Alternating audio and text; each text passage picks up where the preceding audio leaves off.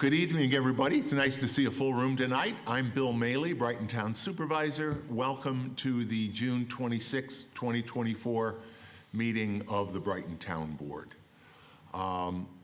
We'll begin our open forum in just a couple minutes. Open forum is that portion of the meeting where members of the public have the opportunity to share their comments with the town board.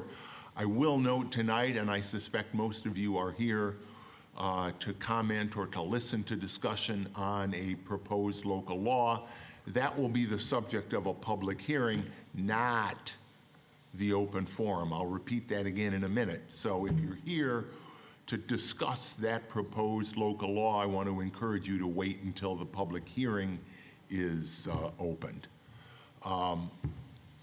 When we get to the open forum, you'll be able to participate whether you're watching us remotely or here in the room in person. But if you're watching us remotely, you'll have to log in to Zoom to participate either in the open forum or in the public hearing. We've been doing it for years now, but if you need help, there are instructions on the town's webpage. As we have done for many years, thanks to the leadership of Councilmember Christine Corrado, we make all of our town board meetings accessible to the deaf and hard of hearing community. Tonight, our ASL interpreters, that's Mike Fisher you see now, and Sarah Lamascus is our other interpreter tonight. The agenda for tonight's meeting is online if you're watching us remotely. If you're here, it was out on the table in the back. All of the supporting material that we will be referring to during the course of tonight's meeting is also available back there. I ask that everyone rise if you're able to in person. If not, in spirit, we'll start the meeting with the pledge. I'll ask Councilmember Corrado to lead us. I pledge allegiance to the flag of the United States of America and to the republic for which it stands, one nation under God, indivisible, with liberty and justice for all.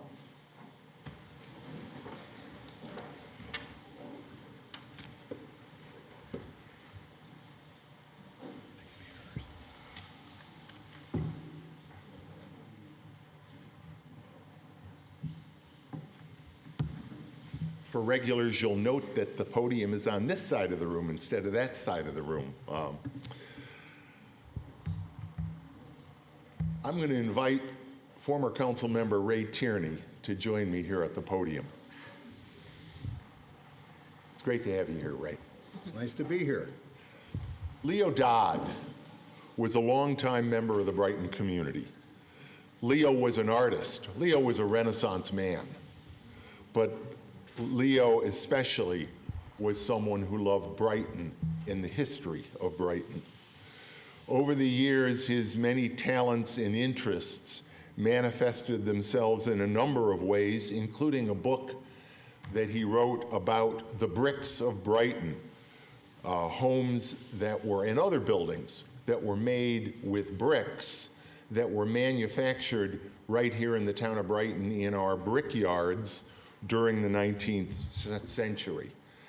That book that Leo wrote even took the shape of a brick in its cover, its appearance, its size, and its shape. Leo's archaeological digs out in Buckland Park were another way that Leo observed and celebrated the history of Brighton, and some of his finds can be seen on display in the Buckland House. But tonight we're going to celebrate one more way that Leo left his mark on Brighton, and again, to do that, I introduce my good friend and former Councilman Ray Tierney. Thank you, Bill. Thank you, honorable council, and the most important people sometimes in the room, the support staff that sits here and supports all of you and me as a citizen. So, Bill just gave a brief overview of Leo. I have two special people with me that'll add a little bit to that. But what I'm going to start out with is about, I don't know, maybe it was a year ago, my cousin Paul Dodd, Amy's brother, and the Dodd family donated 11 of Leo's paintings. And Mary Jo Lanfear, the town historian, and I were talking one day, and I said, what's going to happen to them? Oh, and she goes, well, Ray, she said, we're going to get them framed and matted. And I said, well, can I help?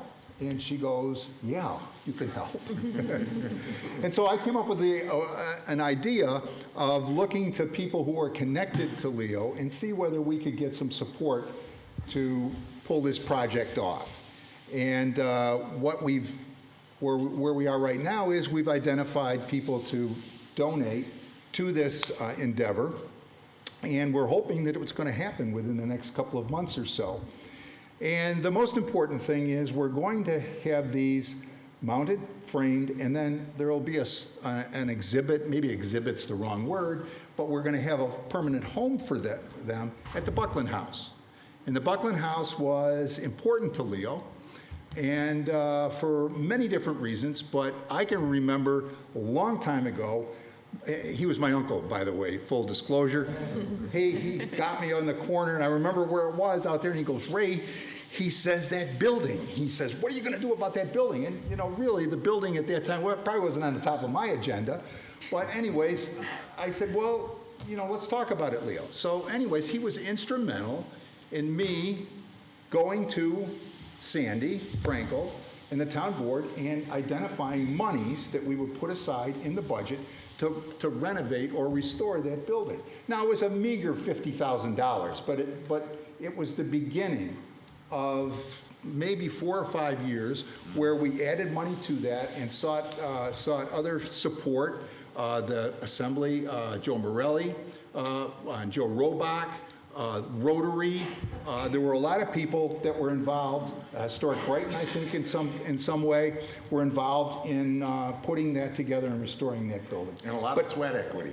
But Leo really was, honestly, he motivated me, and I think I had a small part in motivating other people to do something about that building. So I just think it's appropriate that we take those 11 and we mount and frame them, and we put them over at the Buckland House.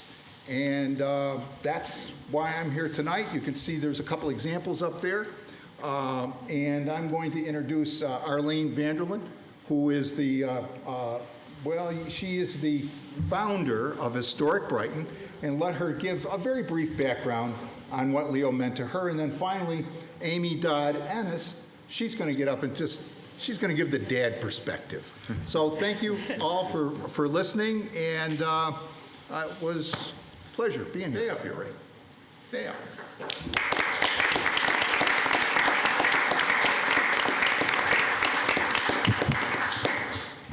Thank you. I'm very happy to be speaking to this wonderful tribute to a man who really did embrace the history of this community.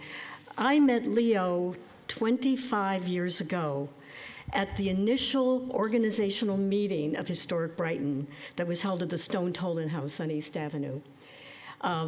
He was sitting in the front row taking notes, and before I knew it, he became one of the first trustees, original trustees, and the first president of Historic Brighton, and led the organization into a wonderful start and helped us on a path of growth. And now at 25 years old, we're still interpreting, exploring, celebrating the history of our community.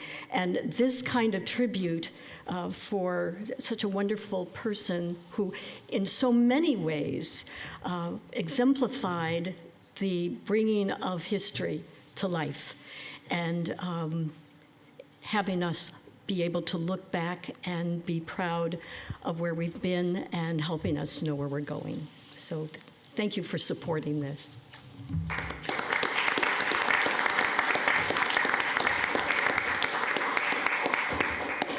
Hi, everybody. Just briefly, on a personal note, I like to think of myself as my dad's biggest cheerleader still. I just am always kind of talking him up and all the wonderful things that he did. And his name is on the sign at the Brighton Brickyard Trail, which is dedicated to his historic, digging up of facts and all the research that he did on the brick industry that was uncovered, and just him really advocating for that trail as well. So that's another aspect of the town that he was involved in. I think it would be really fitting for his paintings to be in the Buckland House. I like the way the Buckland House is being used now for artistic exhibits. And my dad really had, he had all this that he wanted to say about what the history of Brighton was, and it's just the perfect place to have those paintings be, on view for the public to see, to learn about, to want to discover more, and to remember my dad. And there are still so many people that know him and do remember him. I think it's perfect timing to do it at this point. So thank you so much.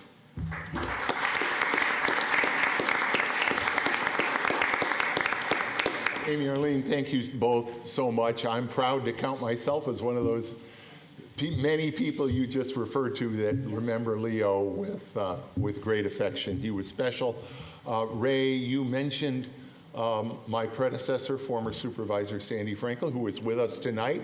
Thank you for the many ways that you have carried Leo Dodd's legacy on through the years. And I should also mention retired Brighton Town Justice Judge John Ark is with us also this evening. Judge, it's great to have you here. So as we look forward, Ray, I'm looking forward to working with you on this project so that we can get... This is a lot more delightful than the sidewalks and some of the other things I worked on. I'm really looking forward to this. You did some good stuff over the years, Ray. Thank you very much. Thank you, Bill. All right. Thank you, everyone.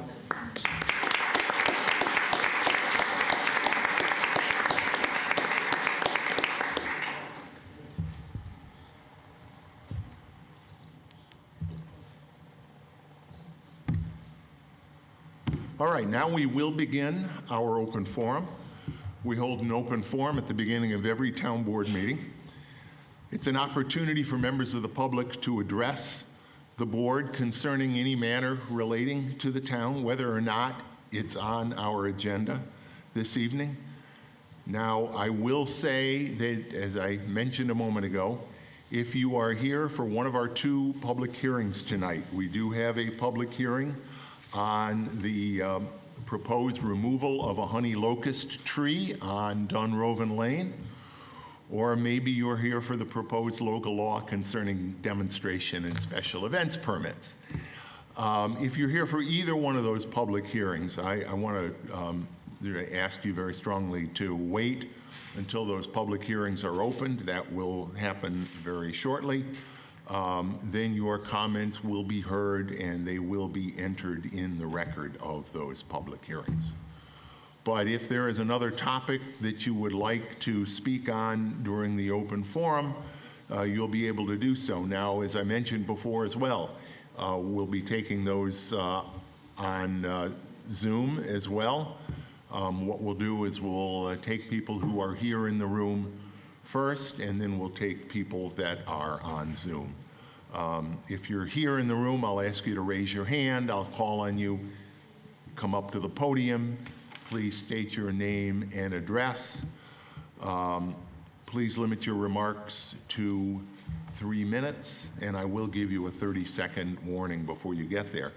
If you are on Zoom, use the raised hand function on Zoom, and you will be given the opportunity to speak then. So is there anybody here in the room that would like to speak during the open forum? And again, I would ask that it be on a topic other than the two public hearings tonight. Sandy, welcome. Thank you.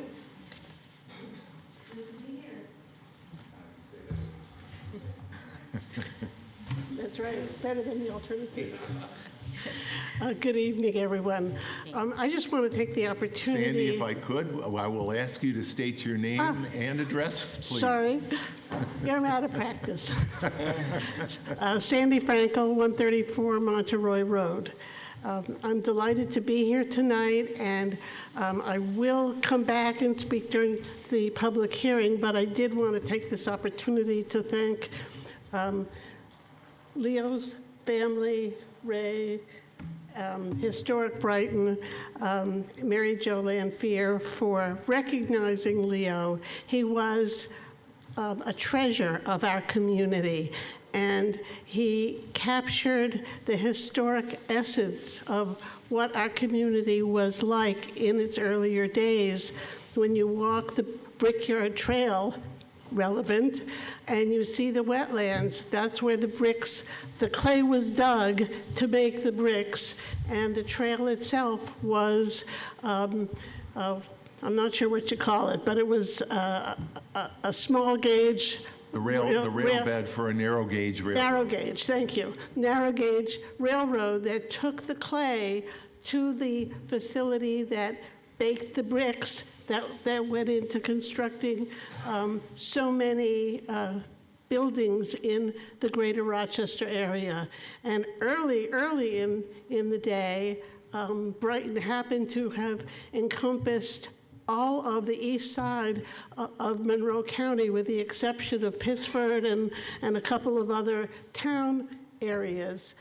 So there's this real deep history that Leo tapped into, and I'm going to be one of the supporters of getting those pictures framed, and I would encourage anyone else here who would like to see that happen to come see Ray, talk to Mary Jo Lanphier, but I'm putting a plug in for that now. But anyway, congratulations and bravo to Leo. We miss him. Thank you, Sandy. And I would note, Sandy referenced the Brickyard Trail. She was too modest to note that the Brickyard Trail runs through the Sandra L. Frankel Nature Park, named after Sandy. I neglected to just talk real quickly about the ground rules that we have during the open forum, and I will repeat this again in large part during the lead up to the public hearing. I will ask that speakers during the open forum direct your remarks to the town board and not to the room or to other speakers. Please refrain from personal attacks and from outbursts of any kind, including but not limited to applause, boos, or similar disruptions during the open forum, out of respect for the speakers and out of respect for the time of everybody here tonight. We've got a lot of people, and we may be here for a while. Out of respect for, to make sure that everybody has the opportunity to see, we do not allow signs to be displayed during town board meetings, including the open forum. We'll give you, if there are issues that come up, violations of these rules, we'll give you a warning, but repeated failure to follow these rules or failure to follow other directions from the chair may result in your speaking privileges being ended early, being directed to leave the premises even, or the open forum being ended early. So please follow the rules. Is there anyone here in the room that would like to speak during the open forum? Please raise your hand. Yes, sir. Come on up.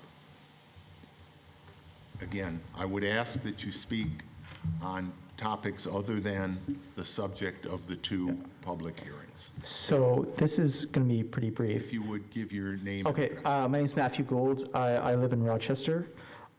This is going to be pretty brief, but I was kind of thrilled to see the whole plan for the Multiversity Trail, although I don't particularly like the name, but simply because I've done that route several hundred times into Rochester, back to RIT, back and forth over the years and stuff like that. And I'm always thrilled to see that, you're building more bike trails and more paths out, and also that, and potentially a replacement for the gravel of the Lehigh Valley Trail, which always gets washed out and flooded when it rains. And I was glad, the thoroughness of, and I filled out the survey, but I was really pleased with how thorough, you were looking at all the various, what would make it difficult for you to bike, walk, distance here and stuff like that. So I really appreciated that. It seems like a lot of thought is going into this, and I think it's a good idea. So I just thought I'd convey my appreciation for that. Thank you. Let me give you a little background about that name, Multiversity. It stems from our last comprehensive plan update, where The discussion was not only about a multiversity trail, but about the multiversity connection of West Brighton with the three higher education institutions, RIT, the U of R, and MCC, all of which have portions of their campus in the town of Brighton. And the notion was to continue to connect them. It was sort of like the Research Triangle down in North Carolina on a smaller scale. We have three great educational institutions, and the name multiversity was tagged during the course of that plan. So, but duly noted. Is there anyone else that would like to speak during the open forum here in the room?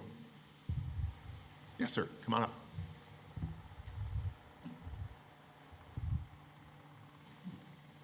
Robert McFarland from Rochester, New York. I was here once before speaking. I'm not going to address the First Amendment rights and the First Amendment issues, which will be addressed at a different hearing.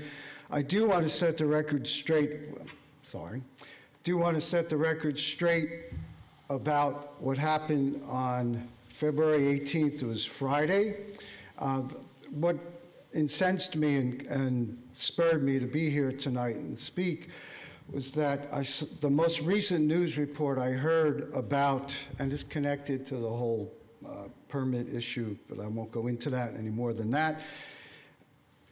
It was the event, the protest demonstration that took place on Friday, February 18th in Brighton at 12 Corners was referred to by a reporter in a news report that there was a fight. There was no fight. It was a violent, aggressive attack on peaceful protesters, a person who drove 30 miles out of the way to come to Brighton to attack peaceful protesters.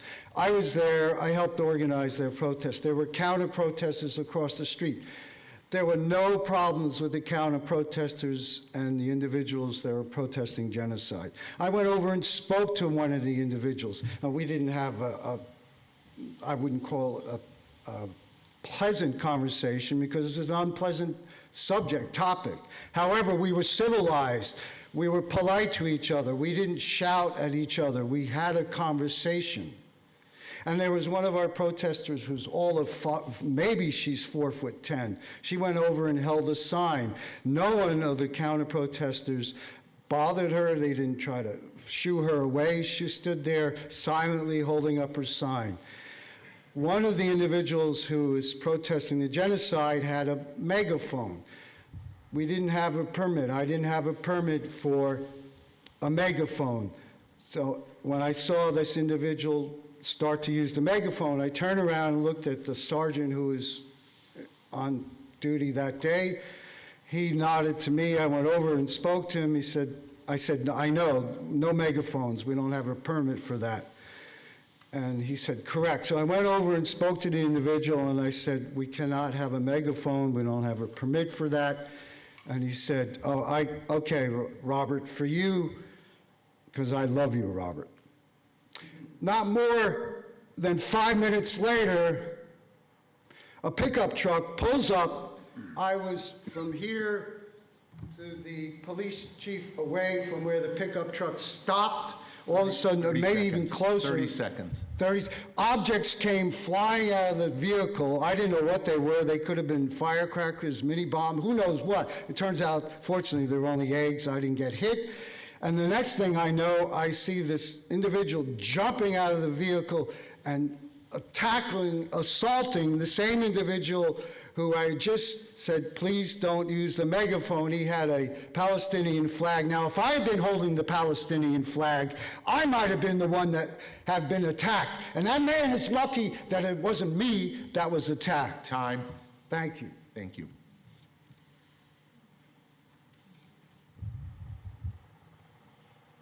Is there anyone else in the room that would like to address the board during the open forum?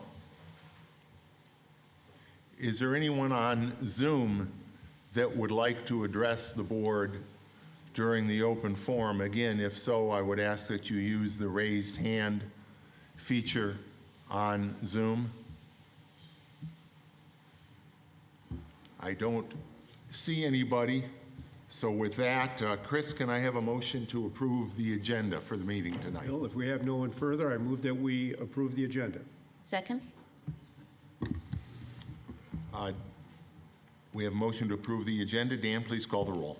Councilmember Werner? Aye. Councilmember Wilt? Aye. Councilmember Corrado? Aye. Councilmember Salzman? Aye. Supervisor Mealy? Aye. We have, I'm going to ask people to try to, I know it's hot, spend an evening in here and you will know why our next big project is a geothermal retrofit to fix our HVAC system here.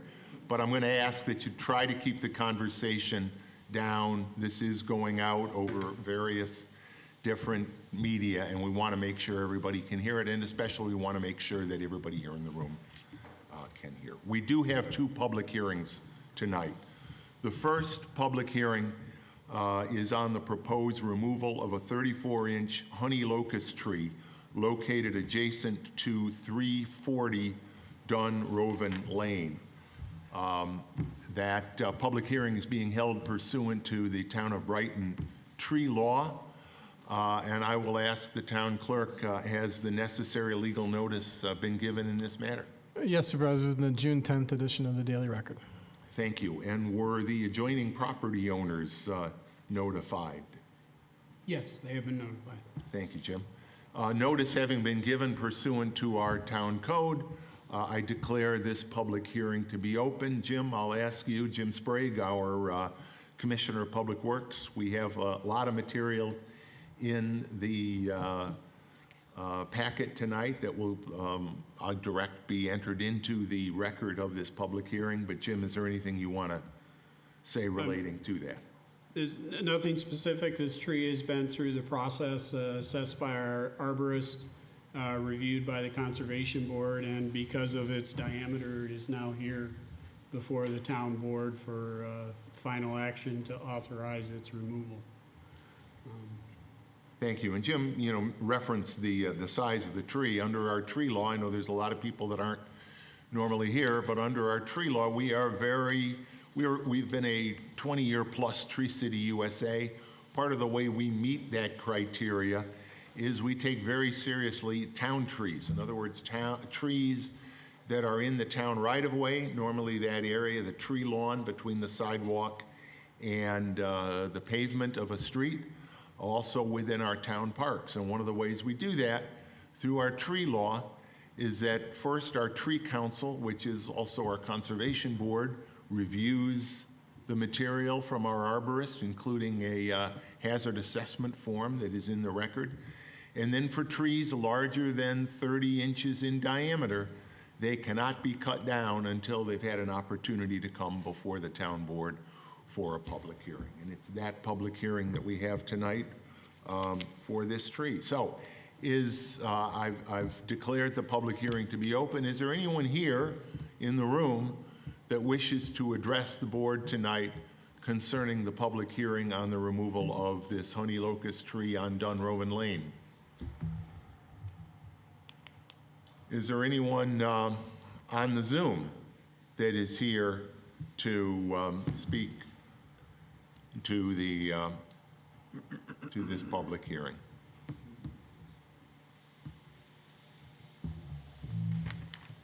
Hearing none, I declare this public hearing to be closed, and I will ask Councilmember Corrado for a motion. Certainly. In the matter of removal of a 34-inch honey locust at 340 Dunroven Lane, I move that we adopt the resolution before us. Second. Discussion. Hearing none, Dan, please call the roll. Councilmember Werner? Aye. Councilmember Wilt? Aye. Councilmember Corrado? Aye. Councilmember Salzman? Aye. Supervisor Mealy? Aye. Okay, our next public hearing concerns a proposed local law entitled, quote, "A local law to amend Chapter 113 of the Code of the Town of Brighton with respect to demonstration and special event permits." And again, I'll ask the town clerk, has the necessary legal notice been given to hold this public hearing? Mr. Supervisor, this was also in the June 10th edition of the Daily Record. Thank you. Legal notice having been given, I declare this public hearing to be open, and I will ask our attorney to the town, John Mancuso, if you have anything to say before we open up for public comment. Nothing to say, Supervisor. All right, good. Again, and I want to remind everybody, if you would like to speak during the public hearing, if you're here in person, we ask you to sign up on your way in. If you have not signed up yet, but during the course of the public hearing would like to speak, I would invite you to go back out to the table out front and sign up to speak. If you're on our Zoom and would like to speak, once we get through the people that have signed up, I will recognize people who have raised their hand and want to speak on Zoom. Again, some of those same rules here for this public hearing. It is important, and I will need you to state your name and address for the record before speaking. Again, please direct your remarks to the town board and not to the room or to any other speakers. Please refrain from personal attacks and from outbursts of any kind, including but not limited to applause, boos, or other similar disruption during the hearing, out of respect for the speakers and out of respect for the time of everyone here tonight. As I mentioned earlier, we do not allow signs during town board meetings, including our public hearings. We will warn you if there are violations, but I'm expecting that everybody will indeed follow those rules. But if you fail to do so, you will be warned. Your speaking privileges may be ended, or again, you may be asked to leave the room if you continue to persist in failing to follow these rules. I also want to say I do not anticipate, and I won't be asking the town board to take any action on this proposed law tonight.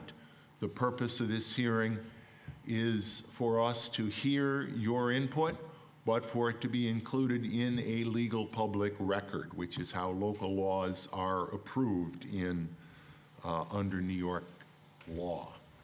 So we will do that. We will listen to your words and we will give it due consideration, and I anticipate we will have a vote at a future town board meeting, probably July 10th. So with that, I'm going to start with the list. The first name on the list is Al Cannell. Is Mr. Yes, there's Mr. Cannell.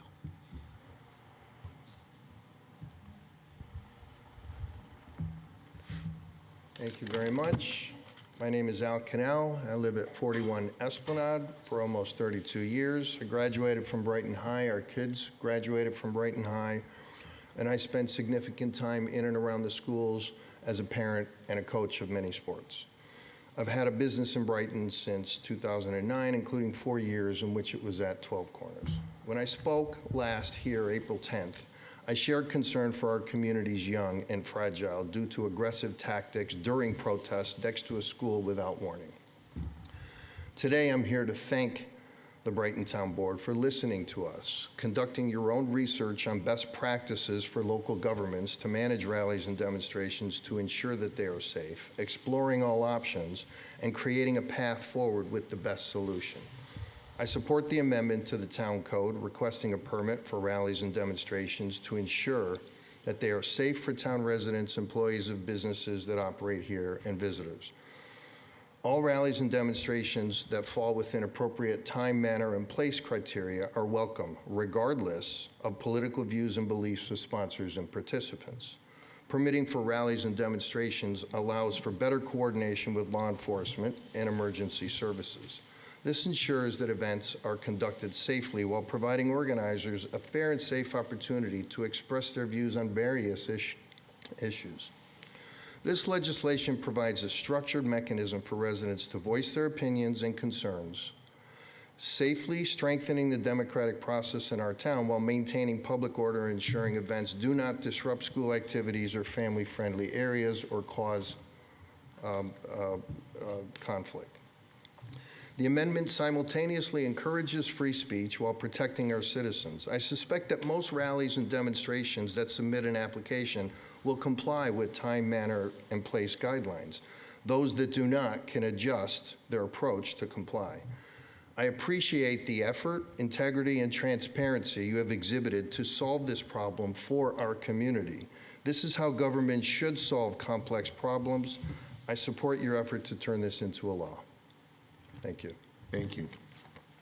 I do want to note note that included in the record, there are in the agenda several items of communication that we received before tonight's meeting, and even after updating the agenda a couple of times, we got a couple more items. So I have a communication.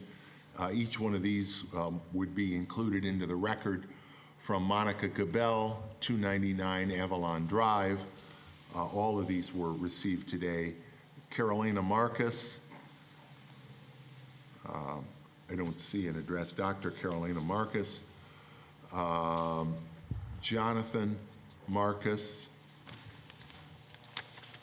and Sharon Gray. All of those are dated today's date. Sharon Gray's address is 472 Claiborne. The next speaker listed is Leora Roxon.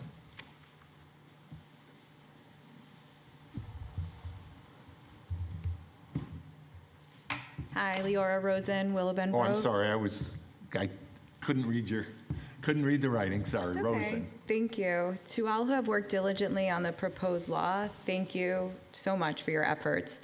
Thank you for truly hearing your residents, for taking legitimate concerns seriously, and for coming up with a forward-thinking solution that prioritizes the safety of our community and applies to all residents and all reasons for gathering.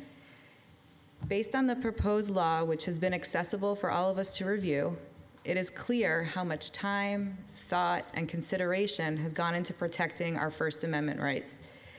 Thank you for taking this very important next step to keep our community, and especially our children, safe. Thank you. Misha Rosen is our next speaker.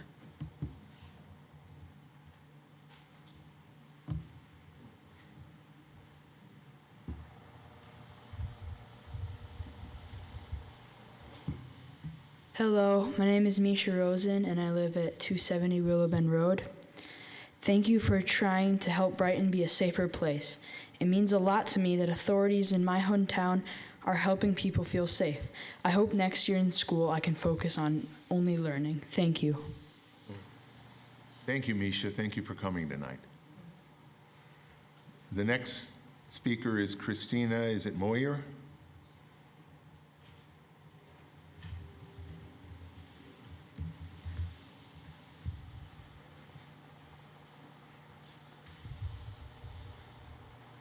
I'm Christina Moyer, and I live at 589 Elmwood Terrace. So I want to say thank you because my kids go to 12 Corners. So with this new law, it will keep them safe at school, especially with my special needs child who would probably walk home and join the crowd and not really pay attention where he's going. So thank you. Thank you.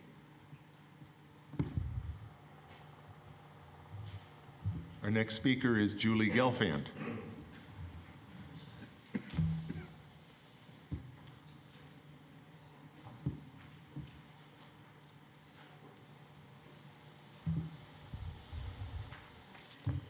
Hi, before I start, I want to thank you for showing Leo Dodd's work and honoring it today. He's someone I think is very special, and I'm friends with his son, and I know that he loved him very much, so it was really thrilling to see the work. Okay, so I'm Julie Gelfand, and I'm short. Hold on. I live in Brighton. I've been living here for 40 years. My kids were raised here, and rather than tell you all about that, I'm going to read this. Let's find the one that, uh-oh, I gave Dan the wrong one.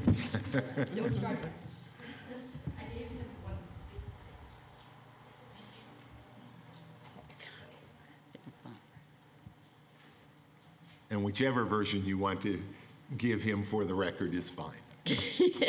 Okay, now you can count. So, regarding the proposal that we're all talking about, this legislation as it stands, unfortunately, is kind of crashing head-on with First Amendment rights. It's in fact a lawsuit waiting to happen, and I'm not saying that because it's an opinion.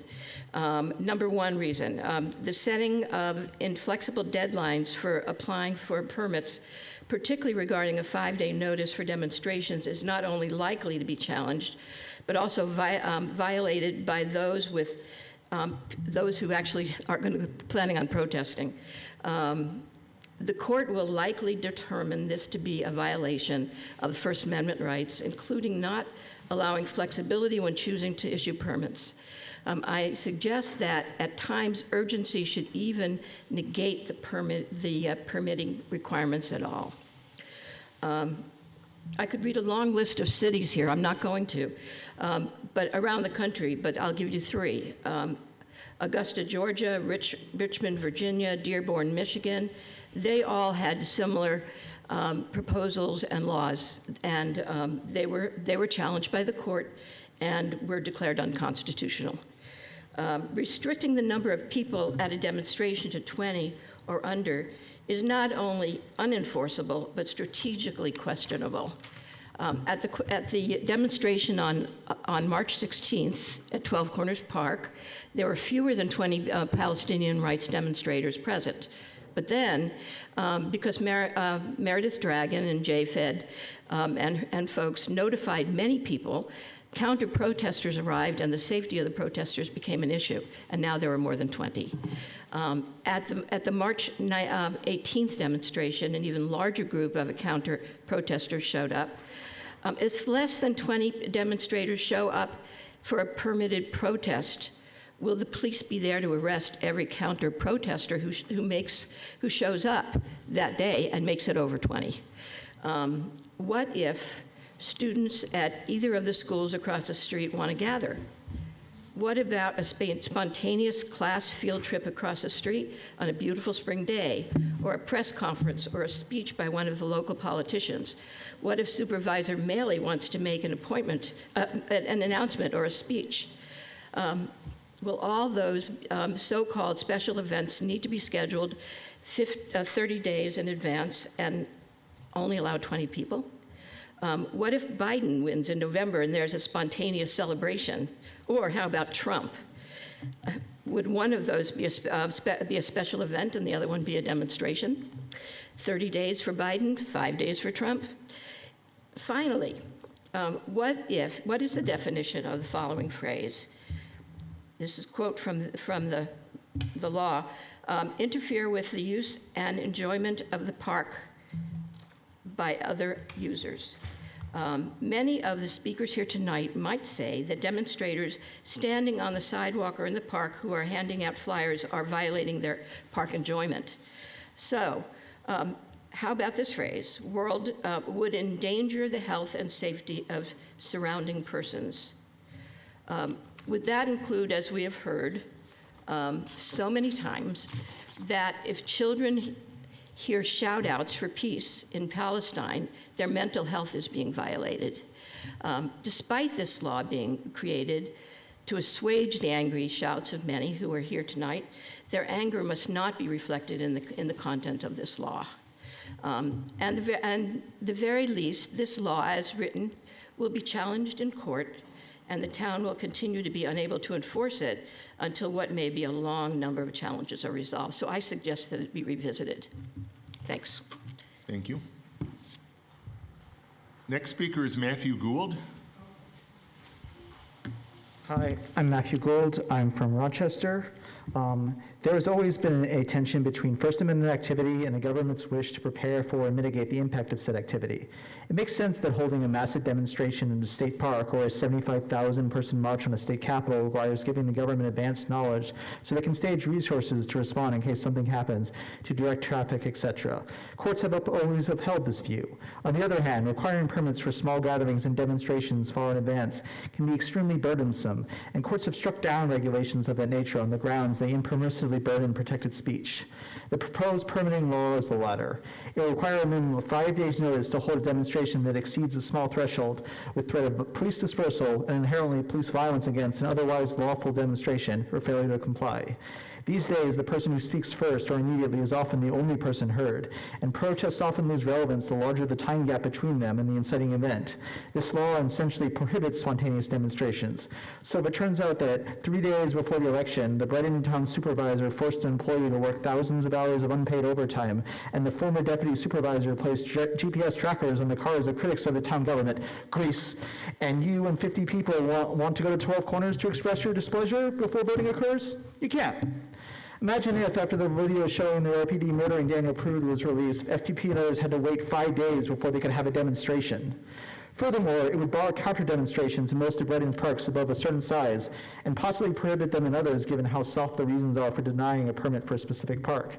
Consider that if a far-right group wanted to hold a 70-person rally demanding all immigrants be expelled from Brighton to obtain racial purity, you'd be required to grant a permit. But a counter-demonstration showing that their numbers are dwarfed by people opposed to white supremacy would need to be in an entirely different location, losing most of its impact. I won't forget the second Unite the Right rally in D.C., where 30 of them showed up in Lafayette Park, and 3,000 counter-demonstrators, including myself, drowned them out and booed them until they fled. Even a smaller scale version of that is impossible under this proposed scheme. Moreover, there's nothing in this legislation that seems to handle a case where you plan a small protest and it grows organically over the limit. So you're potentially punished for being too persuasive and successful with getting people to join your demo in real time, out of your homes and into the streets, but only if it doesn't put us over 20 people.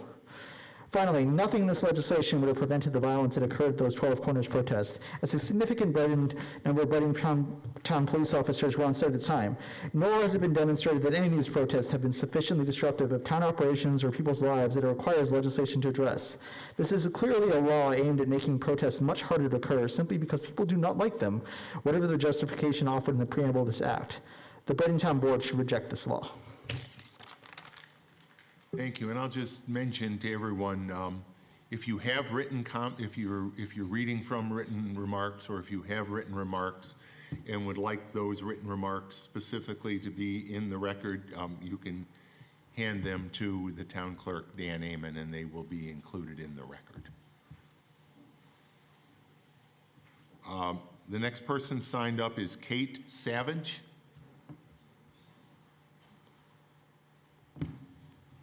Hello, my name is Kate. I'm from Rochester, and I'm here to speak against the amendment of Chapter 113. Enacting this law would be detrimental to the people of Brighton's ability to practice their First Amendment rights. It would create many hoops that regular, hardworking folks would have to jump through just to have their voices heard about issues they are passionate about. There would be too many conditions that demonstrations would have to meet. The town of Brighton would have a multitude of reasons and/or excuses outlined in the proposed law, which they could basically use to shut down any demonstration that they personally dislike. I frankly think that this proposed law is an abuse of power. Many demonstrations are a response to a current injustice, and being forced to wait multiple days to respond to a time-sensitive matter would be detrimental to the momentum of a movement. Moreover, limiting demonstrations that wouldn't require a registration to under 20 people would stifle the community's ability to get out and have their voices heard immediately and when they want to.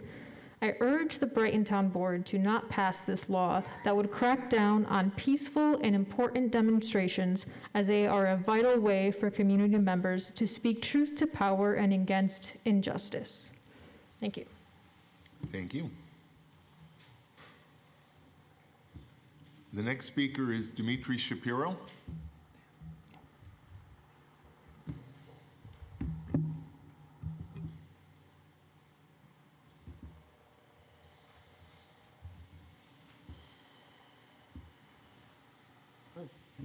Hello, hello. My name is Dimitri Shapiro.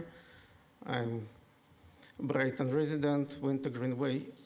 I lived in Brighton for the last 30 years, and my kids grew up here. I was here for a few meetings where this topic was discussed, and I know that we were waiting for feedback from Brighton Town, and I think this proposal is a very balanced document, and I want to thank you for it, and I want you to pass it. Thank you again. Bye. Thank you.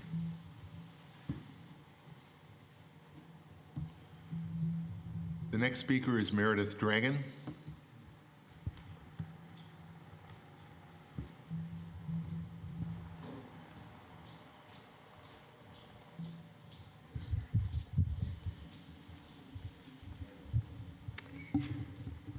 Thank you. I want to thank the town board for listening, acting, and demonstrating your commitment to the residents of the town of Brighton. Meredith, if you could give us your... Yes, Meredith Dragon, and I live on Brandywine Lane. Thank you. Sorry, I knew I was forgetting something, Bill. This legislation provides a structured mechanism for residents to voice their opinions and concerns safely, strengthening the democratic process at the local level. By supporting this legislation, we are upholding the constitutional right to free speech and peaceful assembly. The legislation ensures that all community members have a fair and safe opportunity to express their views on various issues across the town of Brighton in a safe and effective manner. Permitting for rallies and demonstrations allows for better coordination with local law enforcement and emergency services. This ensures that events are conducted safely with appropriate measures in place to protect participants and the public. Permitting allows for appropriate regulation of timing, location, and conduct at rallies, and we can ensure that events do not disrupt school activities or family-friendly areas, maintaining a safe environment for all. The permitting process promotes responsibility among organizers, ensuring that events are well-planned and considerate of community norms and regulations, and helps maintain public order while allowing for meaningful expression. The legislation supports a diverse range of voices and perspectives, and by providing a clear and accessible permitting process, we ensure that all groups, regardless of size or influence, can organize and participate in public discourse. Transparent and fair permitting process enhances trust in our local government, and when residents see their right to organize and demonstrate is supported and facilitated, it builds confidence in our town's leadership and governance. A fair permitting process showcases the town's commitment to our strong democratic values. By having a permitting system, we can prevent unauthorized gatherings that may lead to disruptions or conflict. It allows for better planning and resource allocation, reducing the likelihood of spontaneous and potentially unsafe events. Supporting this legislation positions Brighton as a forward-thinking community that truly values free expression, civic engagement, and public safety. It reflects our commitment to always being a welcoming, safe, and inclusive town for all people. We appreciate it, and we thank you for bringing this legislation to the community, and I thank you for supporting it. Thank you. Our next speaker is Karen Morris.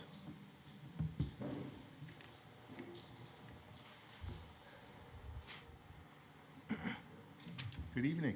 Good evening, all. I'm Karen Morris. I live on Highland Avenue in Brighton. I speak in favor of the proposal. Sadly, we live in dangerous times. Protests and demonstrations in particular seem to spur strong sentiments that have led to violent actions. Ensuring law enforcement is aware of events helps guarantee that police will be readily available if needed to address harmful or forceful conduct. Contrary to some of the comments tonight, the proposed legislation advances, not discourages, free speech. The availability of police assists in ensuring people are not discouraged from expressing their views openly and publicly. Many demonstrators might otherwise be inhibited to speak out because of the risk of arousing others' discontent. Of highest importance is that the policy is content neutral.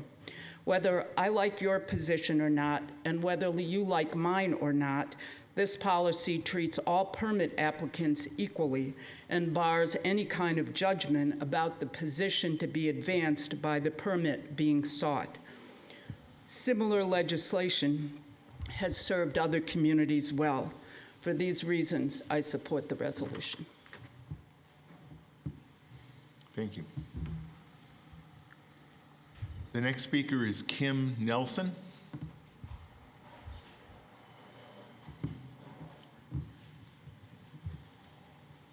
Hello, my name is Kim Nelson, and I think it's not a good idea for me to give my address.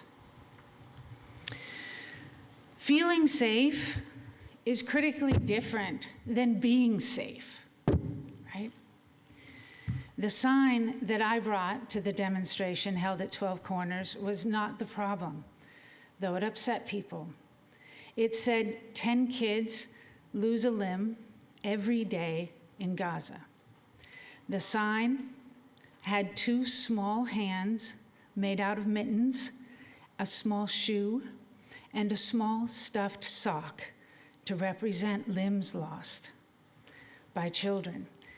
Those limbs were hanging down from the sign using yarn.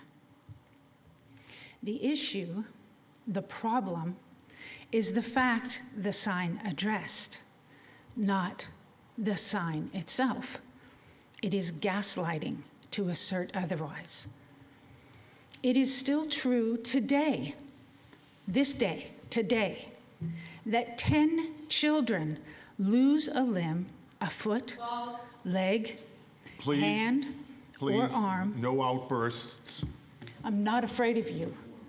In Gaza, every day. Amputation is often necessary and is often done without anesthesia to children. And due to forced starvation, many children do not have the physical capacity to recover.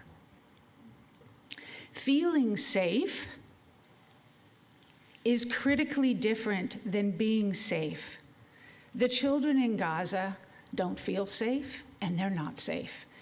Children in Gaza are losing 10 limbs a day, every day, and have been since October. No one in Brighton, adult or child, is in danger of losing a limb. This is why we demonstrated that day. Sometimes it's really important to get out and question what is happening in the world and say, really, truly, humanity, this is what we're doing here? That was one such day. We organized the demonstration in 12 Corners not because we are anti-Semitic. We are not anti-Semitic. Rather, to question the support of community members of the warfare, including torture, being conducted by the Israeli government on Palestinians. If the Egyptian or Brazilian or Canadian government was making 10 children a day become amputees, I would demonstrate in any town supporting that military action as well. The violence that happened at that demonstration was created by stoking fear and anger in the community through emails that characterized any critique of Israel's conduct as anti-Semitic. Those emails spurred an individual to travel and assault us as we were peacefully protesting. That assault was a clear hate crime accompanied by death threats. I believe that the warfare being conducted by Israel against Palestinians has reached such tragic proportions because of a toxic blend of historical trauma, real fear, entitlement, and a lack of accountability for injustice over many years.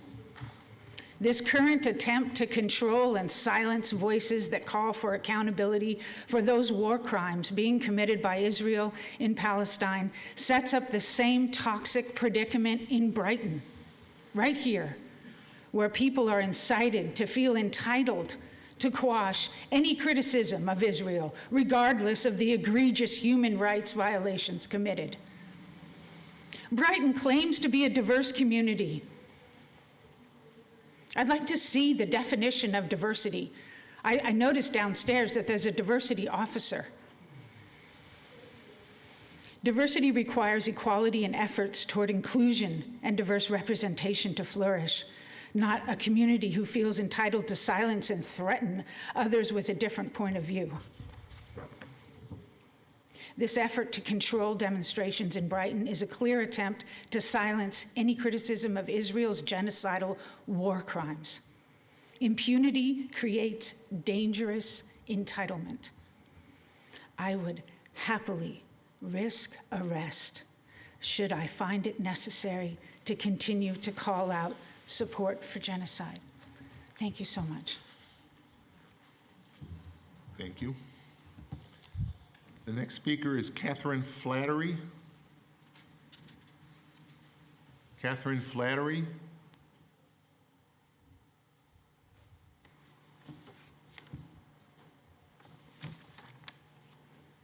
Robert McFarland. I don't really have much more to add. Others are speaking Mr. more. McFarland, if you could just state your... I'm sorry, Robert McFarland from Rochester. I don't really have anything more to add about the specifics of the proposed law. What I do want to emphasize, once again, it wouldn't have mattered if we had a permit a month in advance and there were 20 police officers. If that individual came from 30 miles out of town, wanted to attack one of us or a demonstrator, he was bound and determined to do it. And fortunately, the police were alerted by myself. I said, I'm sure you're going to have officers here. You might want to have more than 2 or 3. And fortunately, there was an officer that responded immediately. And I'll just leave it at that because I don't want to endanger myself. Thank you. Thank you. The next speaker is Michael Argamon.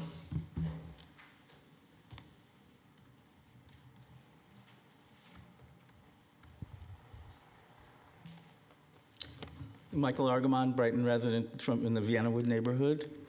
And I'm a graduate of Brighton High School, longtime Brighton resident. And I'm concerned about the safety of people in Brighton, of course, and also the First Amendment. I'd like to start with a lamentation from the book of Isaiah, the prophet.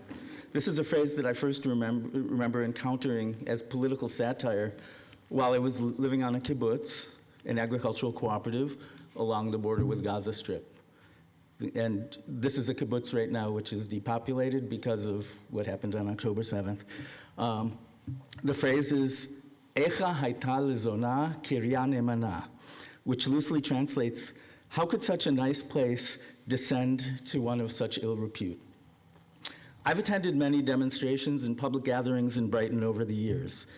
In the early 1970s, while participating in the progressive anti-occupation contingent of the Brighton Israel Independence Day Parade, I was attacked by some of Rabbi Kahana's terrorist thugs from the so-called Jewish Defense League here in Brighton. I use the term terrorists because his group was outlawed in Israel when he turned it into a political party there due to their terrorism and racism. And in those days, progressives were actually allowed to be part of the Rochester Jewish community, something which isn't really able to happen these days. More than 50 years later, in early 2024, there were a few peaceful demonstrations at the 12 Corners in support of Palestinian rights. I did not personally participate in the demonstrations due to disagreement with some of the slogans chanted and signs displayed there, although I do believe in Palestinian rights and, of course, Israeli rights. I support human rights for all, and I support a ceasefire that includes the release of all hostages. One of these demonstrations was physically attacked by 2 out-of-town Israeli-American terrorists who threw eggs at the peaceful protesters. I use the term specifically, the term terrorists, because when Palestinians throw things at Israeli settlers in the occupied West Bank, they're labeled terrorists. So this is exactly the same thing. Why are these terrorists different than any other terrorists? I urge that everyone listen to and watch the body-worn camera footage of the arrest of one of these Israeli-American terrorists who screams and spews venom at the Brighton police with unrepeatable trilingual profanities in English, Hebrew, and Arabic. The First Amendment guarantees our right to assemble and protest. This right extends to those with whom we disagree. The 12 Corners has been a primary site in Brighton for protest for over the years, and I urge the town board to continue to allow unrestricted peaceful and safe protests at the 12 corners. Lo yisagoy el goy cherev, nation shall not lift sword against nation. Thank you.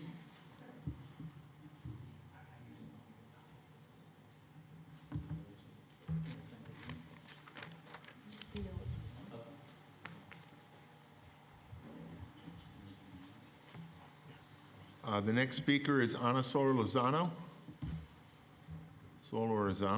Sorry.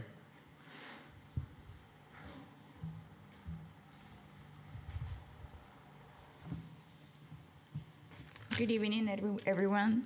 My name is Ana Solorzano, and I'm a refugee from Nicaragua. I've been living in the Vienna Wood neighborhood for 2 years, and in Brighton. I was recently granted asylum in the United States because I was participating in nonviolent demonstrations in the uprising against the Nicaraguan dictatorship in 2018. And it would be dangerous for me to remain in Nicaragua. And in 1979, we had a revolution which overthrew a dictatorship that had been sponsored by the United States. The revolution gave rise to our people, but eventually things changed and Nicaragua returned to a dictatorship. I did not leave Nicaragua to come to a place that restricts the rights of the people to peaceful assembly. I'm asking the Brighton Town Board to allow people the right to publicly express their opinions without restrictions. Thank you. Thank you.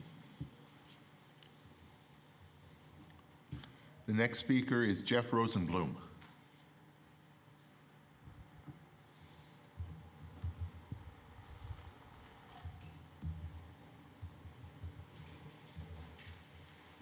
Hey, good evening, Jeff Rosenblum, Warren Avenue. I come in favor of the legislation. I figured that you would want to hear from residents of the town of Brighton, so that's why I'm here. I'm a lifelong resident, went to Brighton High School. My kids graduated from Brighton High School. The legislation is appropriate and common sense, nothing more and nothing less. I urge you to support it, and I thank you for your time and effort and what you've put together. Thank you. I have a speaker who's simply left their initials, NR. Is NR, okay. Hi, Nelia Rohatch, Town of Brighton, member, resident, been here for almost all of my life. Grew up here, have my kids here. They're in all the Brighton schools, and I want to show you guys again. I'm wearing my Rochester Against Impaired Driving t-shirt again, and I'll show it to you.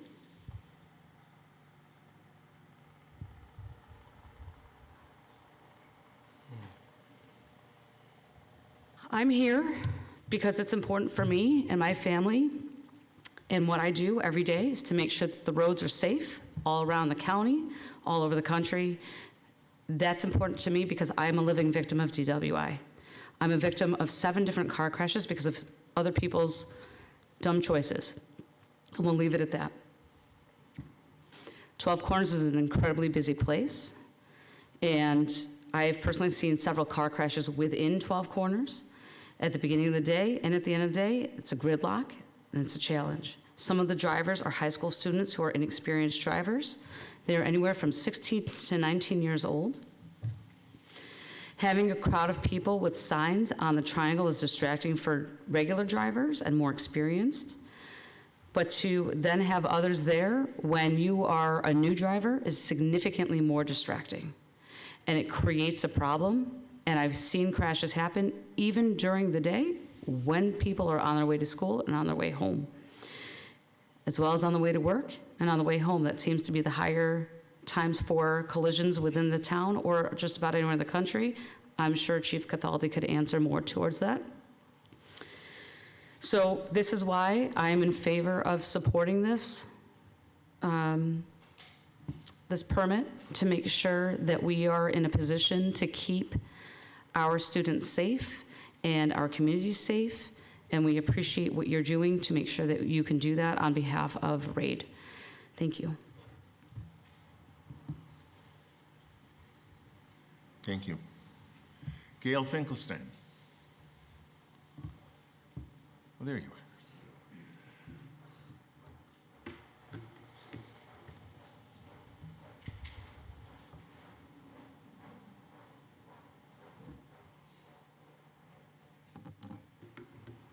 Hello.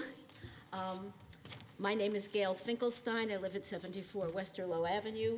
My husband and I moved to Brighton in the mid-70s. My kids went through the Brighton school system. I'm a strong supporter of freedom of speech, but we need to remember that the courts have curtailed that under certain circumstances. For example, incitement, trying to get people to commit illegal or harmful acts, defamation, including false statements, threats, true threats, or death threats, or any kind of threats, you know, fighting words, hate speech, including advocating hatred or inciting discrimination or violence. So now I want to ask you to remember, if you were a TV watcher, did you watch the activities on the college campuses in the spring of this year? What we saw was people setting up for protests, and I have no idea what they were expecting, but we saw them devolve quickly into vehicles for explicit anti-Semitism, Jew hatred, harassment, bullying. Sometimes the harassment was physical, sometimes psychological. You just don't know what you're going to get, and I think that it's so important. I really thank the board for treating this as a real potential problem and taking steps to try to control it. I support the right of free speech, but I want to see dignity and respect for all when that happens, and I don't think we should settle for any less than that. Thank you. Thank you. Again, I want to mention that if anybody has written remarks, they should feel free to leave a copy with the town clerk. I also want to note that I know some people have come while we've been here. There is a sign-up sheet outside in the lobby, and if you would like to speak during the public hearing, I'm going to ask you to go out and sign up on that sign-up sheet. Our next person signed up is Joanne Katzman.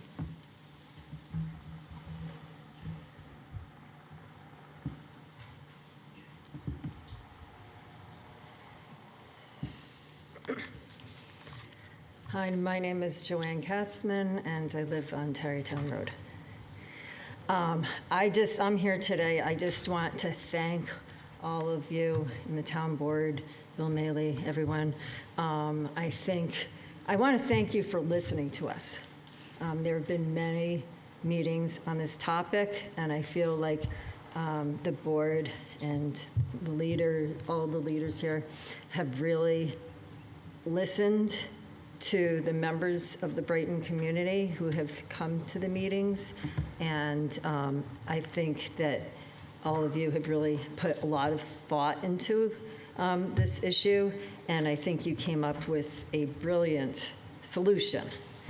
I've heard some people talking about free speech, or they're afraid that by requiring permits that free speech would be taken away from them, and I don't really believe that's true. I think that this requirement of permits, it's first of all, it's for everybody, it's for any cause, and it's just, as many people have said already, that so that the town knows what to expect, and so they can plan accordingly. So I think it's a great idea. I've also heard people say that, well, just questioning. I don't know if is it okay for me to respond to what somebody said before? I would ask that you not. Okay, then I won't do that. But the requirement of permits for demonstrations or protests, it's not unusual. I've heard about it in other places. One would be, I know this is a college and this is a little bit different, but I know that RIT has rules, and that's what we're talking about, is some rules. And the city of Rochester requires permits for demonstrations. So it's, as I said, it's not unusual. It's a great idea. And another thing is that requiring permits for protests, it's not prohibiting the protests. It's just, as I said, it's just so that that there can be enough communication and planning so that the protests. The most important thing is safety, in my opinion. The safety is what's most important. 12 corners, there's a reason why it's called 12 corners. It's not just a name. There are 12 corners. And it does get very, very busy. The students should be able to walk through that triangle without people in the way.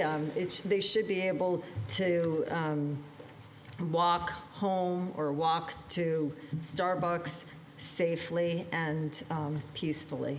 And that's all I have to say. Thank you. Next speaker is Arlene Vanderlind. Arlene, are you still here?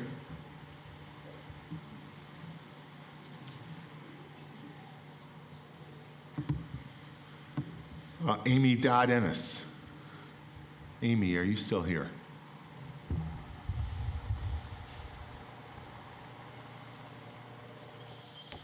The next speaker then is Dan Cannell.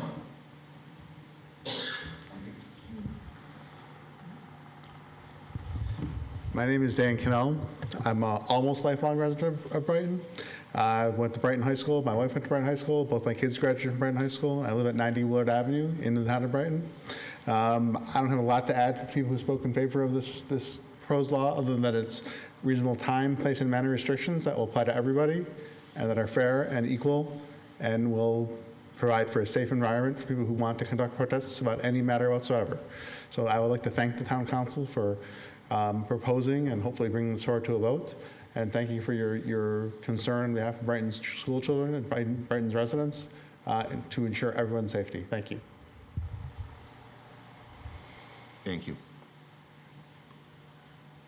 Our next speaker is Rabbi Peter Stein.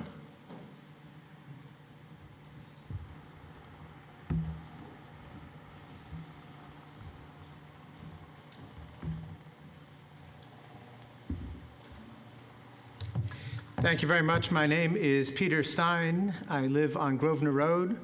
I'm proud to be a Brighton resident and to be in dialogue and in relationship with each one of you. Both of my children graduated from the Brighton schools, and through my work at Temple B'rith Kodesh, I'm in very close relationship with many Brighton students and parents. I'm here this evening to thank you for your work in considering measures that add some protections to what can take place, especially near the middle school and high school during school hours, especially during arrival and dismissal time. I come tonight to address this board because of a broad concern for safety in our town. I believe it is reasonable to take steps to ensure that there isn't intimidation and harassment near our schools. Reasonable and thoughtful regulations can preserve the essential right to protest while also ensuring that our students aren't forced into uncomfortable or unsafe situations. The psychological impact of these last several years, between the pandemic and the rise in toxic polarization, make it essential that we take steps to create a safe, secure, and supportive environment in our community. I have been heartbroken hearing from my students who are increasingly nervous about expressing their identity or being confronted because of their identity. In my mind, reasonable review and regulation restrictions are appropriate and necessary and fit into the same category as other special rules that apply not just on school grounds, but in nearby areas. I thank you for your consideration and for your leadership on behalf of all of Brighton's residents. Thank you. Next speaker is Seth Weinstein.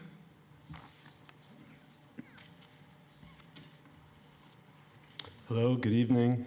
My name is Seth Weinstein. I've lived in Brighton most of my life. I have a home on Westland Avenue and children who go to Brighton High School.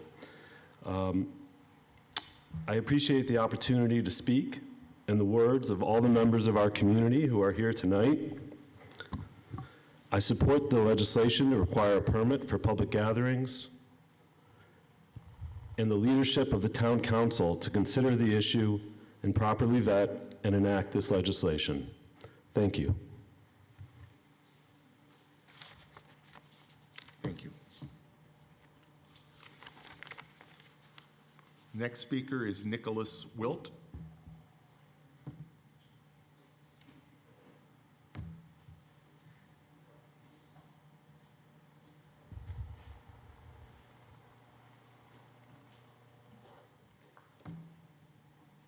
Good evening, Nicholas Wilt. I live on East Avenue. Before I read this letter, I just want to make an observation that there is a contradiction inherent in the parade of people who've lived in this town for 20, 30, 40, 50 years, and only just this year decided there was an urgent need for this change to our local legislation. With the country divided and, more importantly, reality becoming increasingly subjective, with too many people believing they can speak the world into existence without any accountability to ground truth. Now more than ever, we need political leadership who is clear-eyed and governs with purpose in a manner informed by objective reality. Over the past few months and tonight, you've been told more verifiable untruths by people advocating for passage of an historic restriction of our constitutional rights. The town of Brighton is, I had to look this up, 210 years old. In just the 21 years that I have lived here, I've seen and participated in innumerable protests and other actions at 12 Corners Park with no need for a permitting process. Contrary to claims made by other speakers who've addressed this body, a wide variety of political views have found expression at 12 Corners Park without ever prompting calls for restrictions to free speech rights. So in the spirit of returning to objective reality, I would like to let you know that the body-worn camera footage released by the town is available from a link tree. It's been uploaded to YouTube, and the link tree is just a series of links so that anyone with internet access can view any part of the body-worn camera footage from the 3 protests in February. https://linktree, that is linktr.ee/bpd_bwc_FEB2024. I thought it was important to put the month in case there's a need to request more body-worn camera footage in the event of another incident. This body-worn camera footage shows kids chatting happily with protesters and dapping up with police officers, but more importantly, it shows a great deal of evidence that refutes allegations lodged in this forum. What violence did break out at the protest was begun by a counter-protester who drove to Brighton from Shortsville. He and his grown son were throwing eggs out of his pickup truck before he left his truck running on Winton Road and dismounted the vehicle to tackle a protester. The body-worn camera footage shows police officers admonishing him for throwing eggs and for instigating the violence, shows officers giving contemporaneous accounts that he had started the violence, shows him admitting to throwing eggs, and shows him proudly declaring that he'd done a good thing. for speakers to this forum to parlay the fact pattern documented in this footage into implying that the violence was caused by protesters and not by a deranged man who was ginned up by alarmist language broadcast into the community in advance of these protests borders on the dystopic. I urge you to reconsider passage of this local law.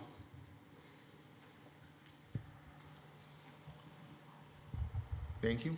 Ira Javitovsky is our next speaker.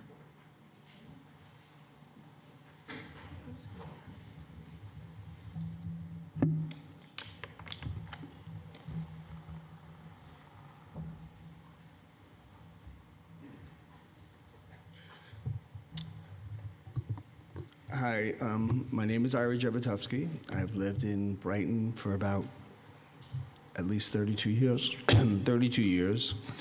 I came to this meeting initially because I want to thank David here. Because when that protest happened that day, David was there, and I said, it's embarrassing that this would happen in the town of Brighton. What was embarrassing, I felt that it's horrible when the town cannot protect their students. That is their major responsibility, is to protect their people. But more importantly, is to protect the student population that they support and they're in their charge.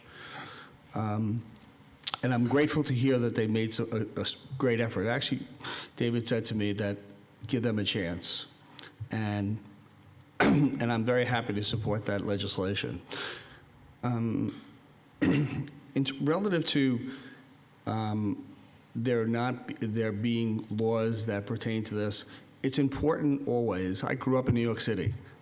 Laws change all the time for different reasons. We haven't had an insurrection in many, many, many years, but things happen, and things change in this world. Priorities change. It really scares the hell out of me. Because if you go to Starbucks in the afternoon, sometime between 2:30 and 4 o'clock, 4:30, there's probably anywhere from 30 to 60 kids in that Starbucks. Some are in other stores. Some want to go over to Panera Bread. Some aren't allowed because they're not 16 years of age. But when you can't protect your children, that scares the living daylights out of me. And I'm happy that you were able to make some effort in terms of doing that. I support this legislation, and I don't think because something has not happened before, you don't legislate against it. My last point is, 12 Corners is not the only place in Brighton that you can protest. You can protest I'm assuming you can get a protest in the park. You can protest outside the town hall. There are many, many places you can do that. Doing it anywhere near the high school, the middle school, any of the schools is a disgrace. And that's all I got to say. Thank you very much. Thank you. Mr. Javitovsky, I don't believe you gave your address. If you don't mind, I'm sorry. Claiborne Road. Okay. And I'm not sure that I know I referenced some additional communications. They're all dated today's date, but from Dr. Kevin McGowan, Brighton Central School District Superintendent, Jocelyn Goldberg-Schabel, Ed Pelta, Shoshana Bremen, and Leah Goldman, Esquire, were the additional communications received. The next speaker is Sandy Frankel.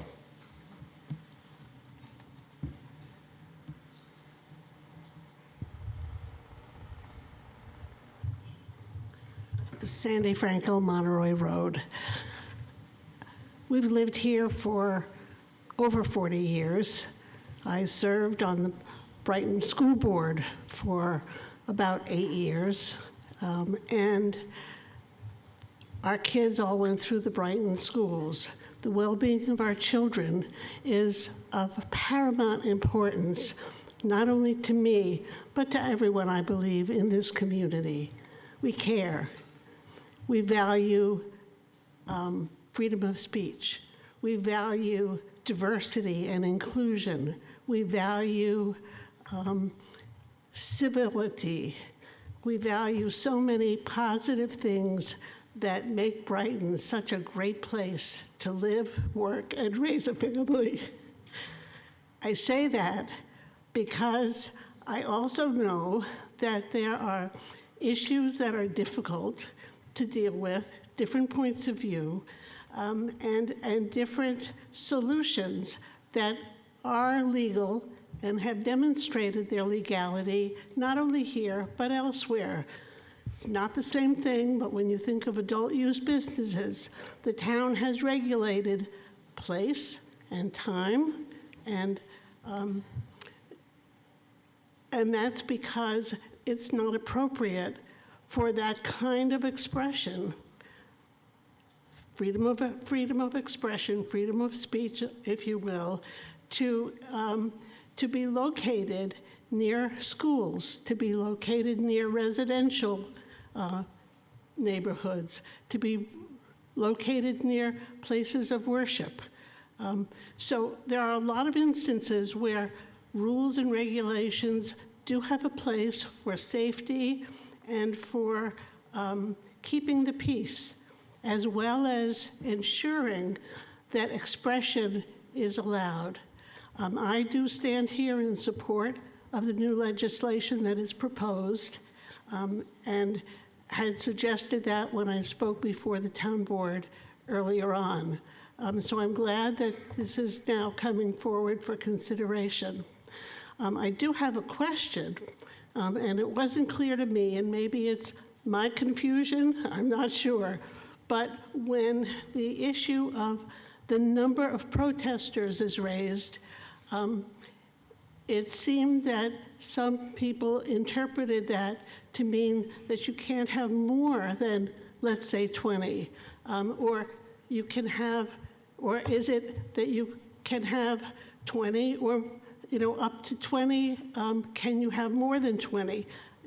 I think if there's some clarifying statement that could be added to the legislation, I think that would be helpful, because what do you do when 20 people show up and then more people join and you've gone above that number? How do you deal with that? Maybe you know, I don't, but it's something that I raise because there needs to be some way of addressing that. But I think the overall approach is well crafted and well done, and I applaud the town taking these steps to address the concerns of people in the community, both from a freedom of speech perspective and a public safety perspective. Thank you. Thank you.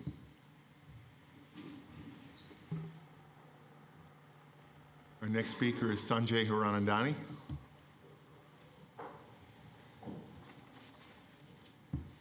Thank you, Supervisor and councilpersons. Sanjay Hiranandani, Sandringham Road, town of Brighton. Following the former town supervisor is always a hard act to follow. She's so well-spoken about everything. Diversity, I heard that word a few times today, and it's the reason I live in Brighton. It's the reason I chose to live in Brighton and move my family here and build and raise a family here. And it's the reason, so many people in this room chose to come here. And I think what we really need to do is protect that diversity. And this isn't, these protests and these issues we're talking about, it isn't about Israel or Palestine or India or Pakistan. It's ultimately about Brighton and how do we protect the residents of Brighton and particularly the children of Brighton. And that's what I think you as a council have risen to in coming up with this resolution, and I appreciate the effort that has gone into that. And it's been a difficult one because there are valid points on all sides here. But I do believe that ultimately we need to protect. If you wanted to protest against the Indian community, and you had a beef with my people who grew up where I did, you would come to Brighton schools. It's not just about the Jewish community or the Islamic community. You would come here to protest anybody that was different from the norm. And I think it's particularly important for Brighton to lead the way in protecting our children from those. So I really appreciate what the town board has come up with here. I think it's extremely reasonable.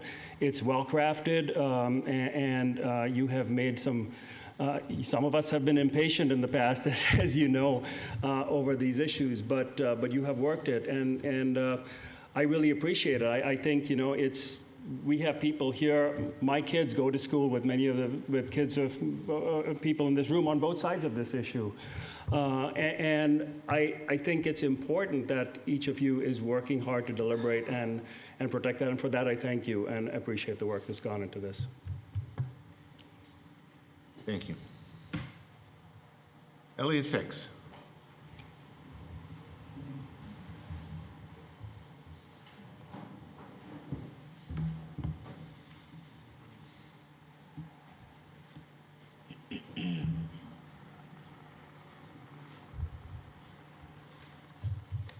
Hi, my name is Elliot Fix. I live at Brandywine Lane. I've been a longtime resident of Brighton, and all my kids graduated from the Brighton schools.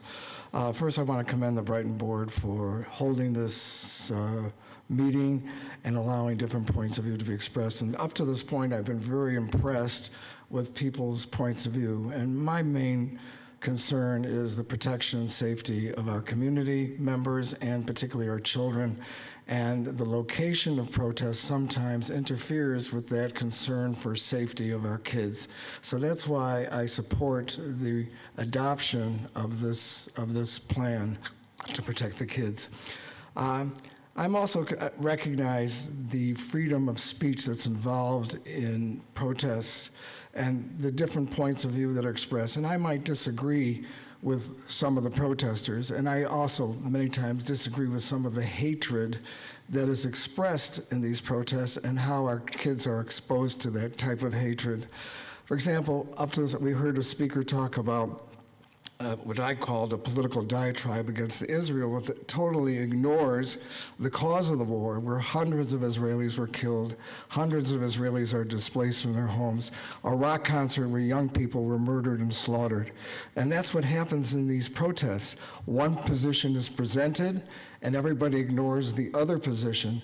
And on the Israeli side, there was death and destruction and murder and rape, and that many times by protesters is ignored, and that is very disturbing.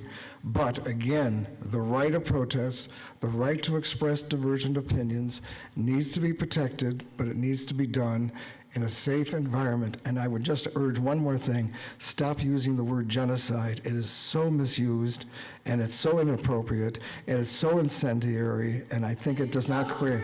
Ma'am, please sit. I'm leaving. Yes. Of my free will. It's a genocide. Please. You're kidding yourself. You're all kidding yourself. Please leave, It's not ma'am. genocide. Ma'am, please leave the room. I am leaving the room. And my main reason for saying this is to recognize the right of protesters, the right to express different points of view, but I would hope that protesters would use. Ma'am. Criticize former speakers. He is standing there doing that, and you're allowing that to happen. I was disagreeing with a former speaker. I was not criticizing. I have no more. I will just add, I support the resolution, and I thank the town board for listening to me, and I respect the process that you are undergoing. Thank you very much. Thank you.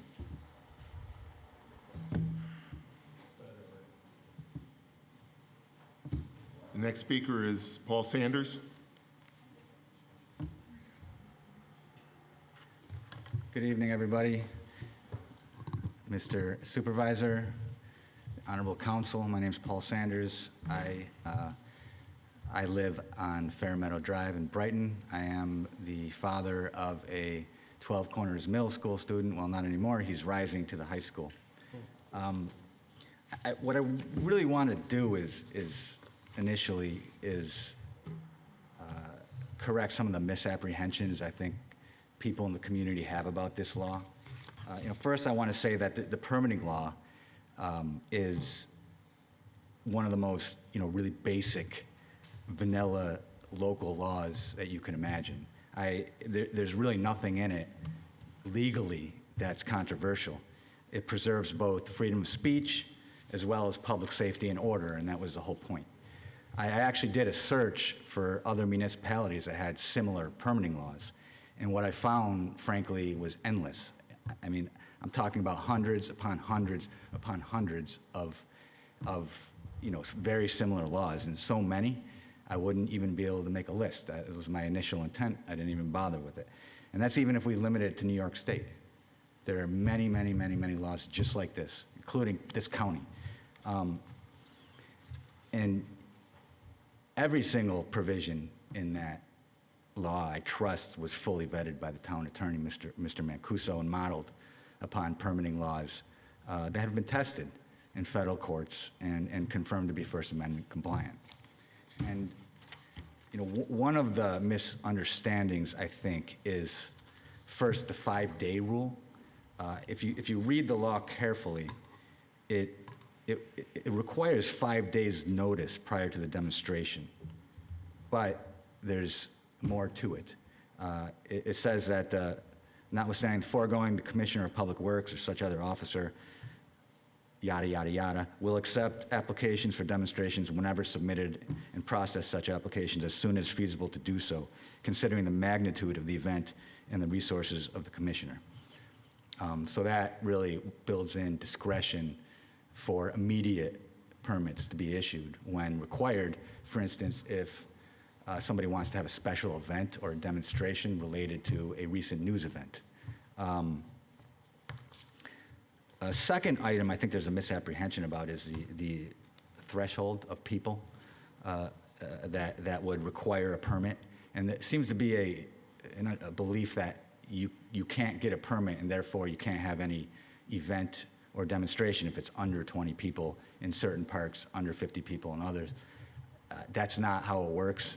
You don't need a permit if it's under that amount. And if it's over that amount, then you need a permit. It's not that you can't do it because you can't get a permit for under 20 people. You just do it without a permit. It's simple as that.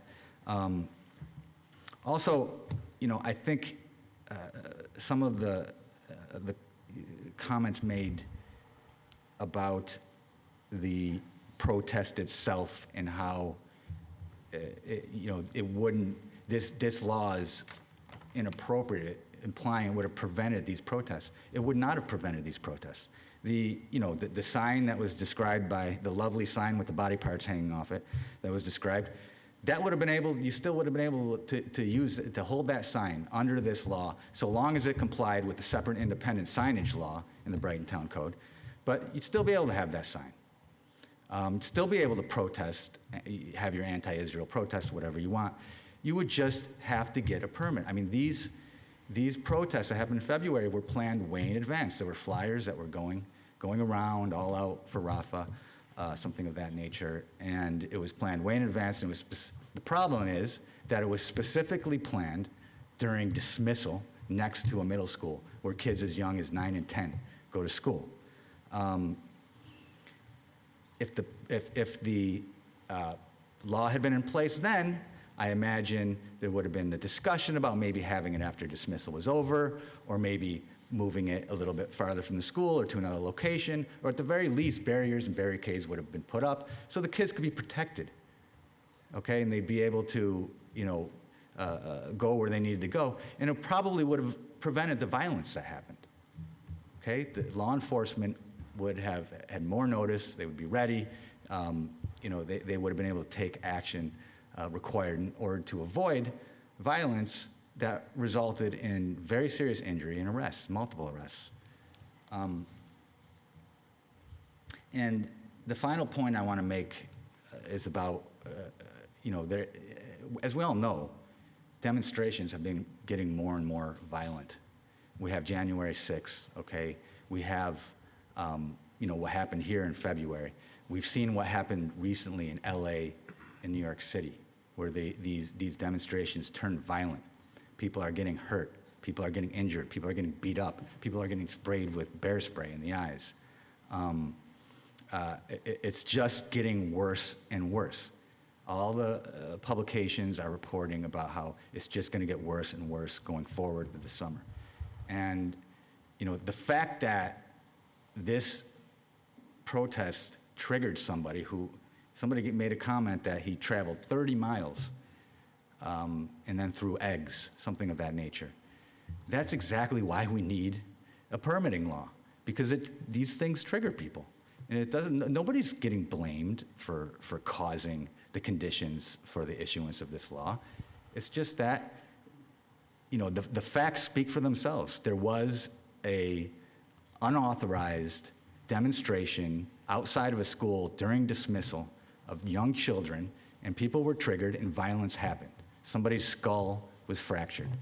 And that is the reason why we need this law, to try to avoid things of that nature.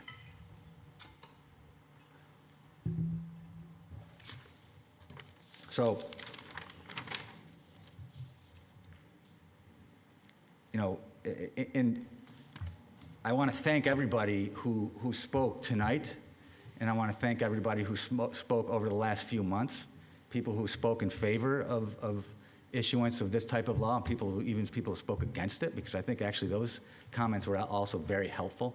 A lot of them actually supported issuance of the law, but it also helped us develop, you know, it helped the board and the community interested parties to, you know, develop what would be an appropriate solution to this problem. And, you know, not everybody agrees. Many folks who wanted a law to be issued wanted to go much further than this permitting law, okay?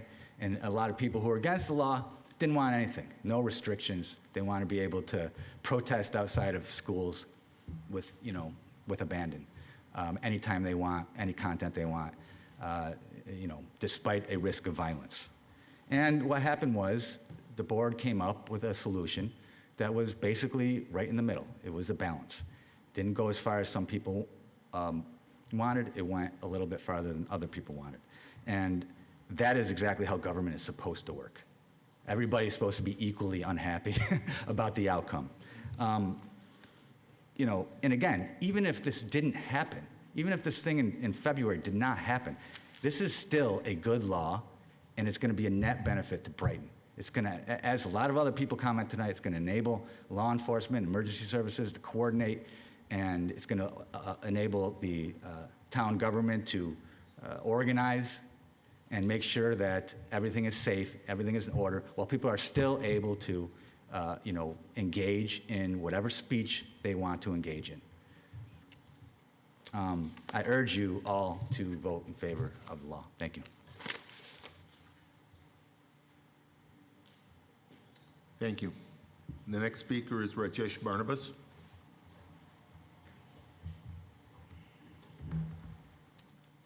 I'm an introvert. I don't really like public speaking, I swear to God. Rajesh, can you, I think the other microphone? Oh, Thanks. see, Bill. Thank you, Bill, and congratulations on your victory.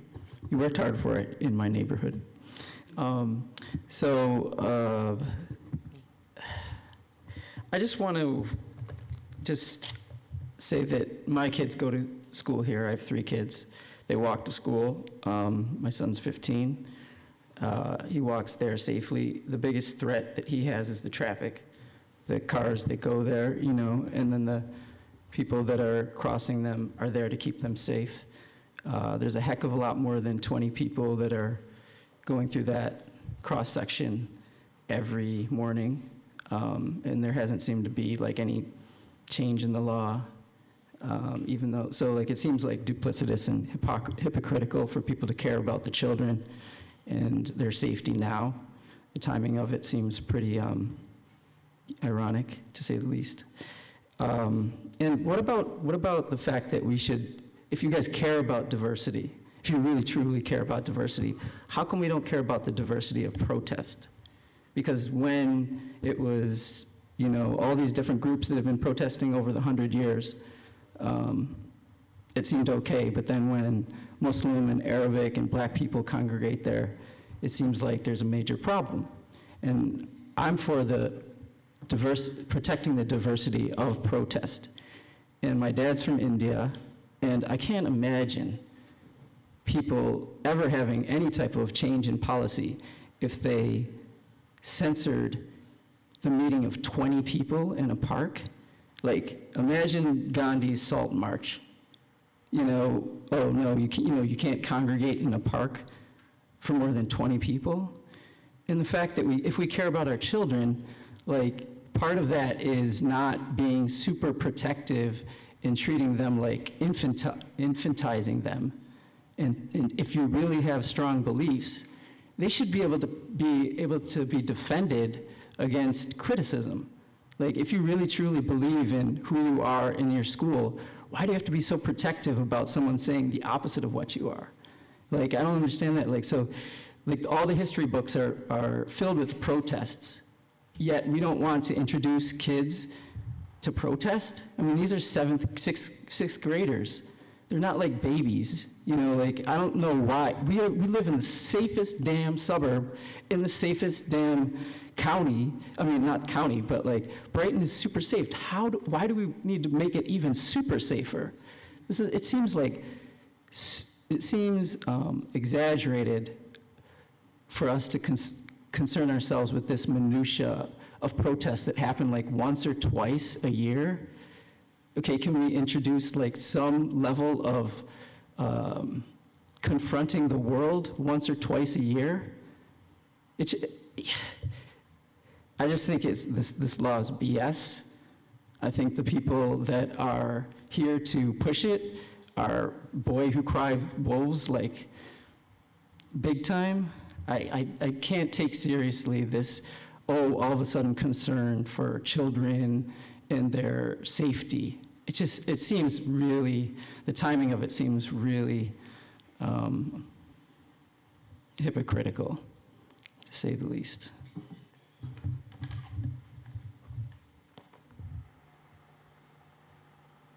Thank you. Rachel Rosner?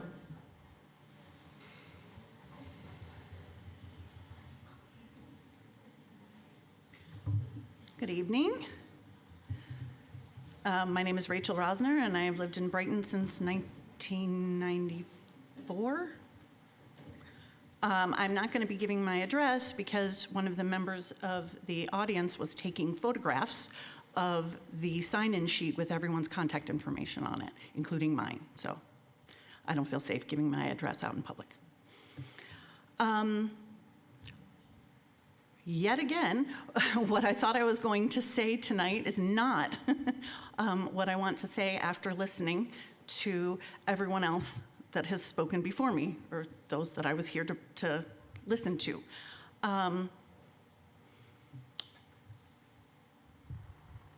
What we've heard from the beginning from people who are advocating for this changes to the town code is that it's for the children, it's for the traffic. It's for the children, it's for the traffic. It's for the children, it's for the traffic. There is not one thing in that change to the town code that has to do with traffic. You want to know why? Because traffic laws don't belong in that part of the town code. They're already covered somewhere else. Totally redundant. There is not one thing in this change to the town code that deals at all with protecting children in any way, shape, or form.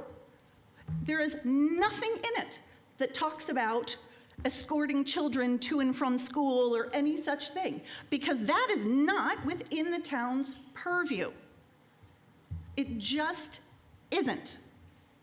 The things that people are worried about and upset about, the reasons why they want change and more protection, are not addressed in these changes to the town code. And if people think they are, I suggest you read it, because it isn't there. The legislative intent that is stated to protect the health, safety, and welfare of users of public parks and surrounding areas, none of the things in the proposed changes to this code do anything at all for that. Again, it's redundant. Most of the things that people are concerned about are already taken care of or should be taken care of in a different part of the town code. Why do I need to get a permit for a picnic when I'm already going through the Parks Department or the Recreation Department to reserve a shelter or a lodge? I have to do two things. That makes no sense to me. That's a waste of everybody's time, effort, and energy. So the special events part should just be thrown out of this piece of the code. This changes to the code really don't have anything to do with special events. Really, people want changes because of demonstrations. And if that's the case, let's address that and not throw in everything but the kitchen sink to try to make some people feel better.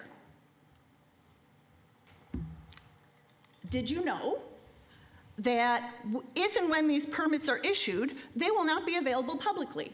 I asked this at the Public Safety Committee meeting 2 weeks ago, 1 week ago. They're not going to be listed publicly. So for your own safety, if you want to know whether or not you'll be comfortable going to Buckland Park today with your family, and you want to know what's going on at Buckland Park today, you have absolutely no way of finding out, because those permits are going to be sitting on a computer desktop or in a drawer in the town hall. Most likely these things are going to be happening after business hours or on the weekend.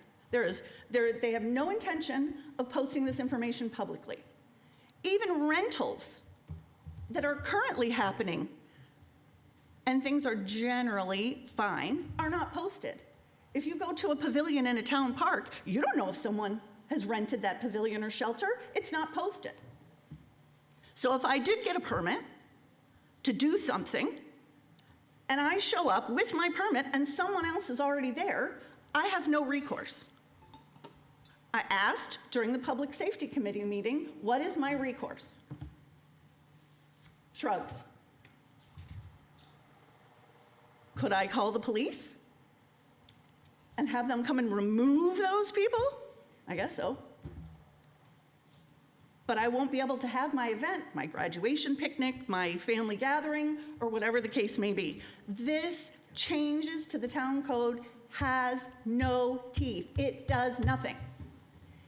If you are a part of a demonstration in this town under this new code that has too many people and you don't have a permit, if you have 30 people and the list is and the requirement is 20, what is going to happen? Absolutely nothing. Absolutely nothing. There's no fine attached to this. There's no consequences. Perhaps a member of the Brighton Police Department will come over and tell you, don't do that anymore. That's it. There's no teeth to this thing. And the idea that these permits are going to make people safer on its face is just false.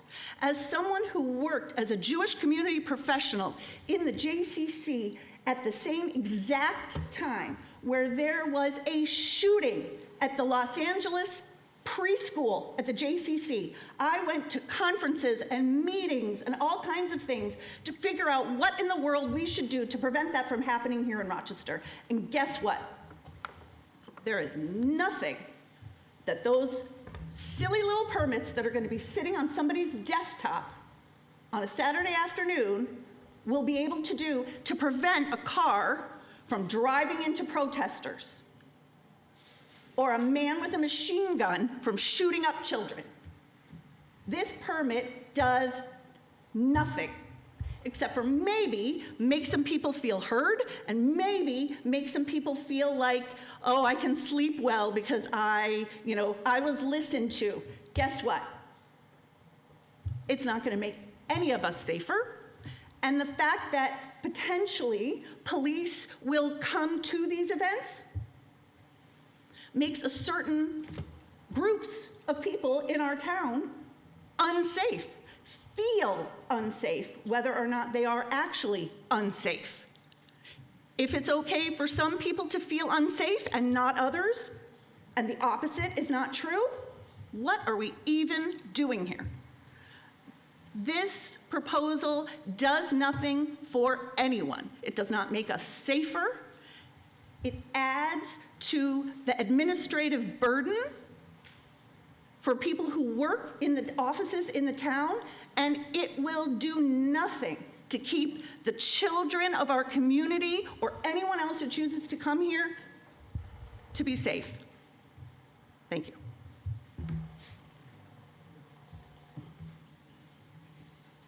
Thank you. The next speaker is Angie Flack-Brown.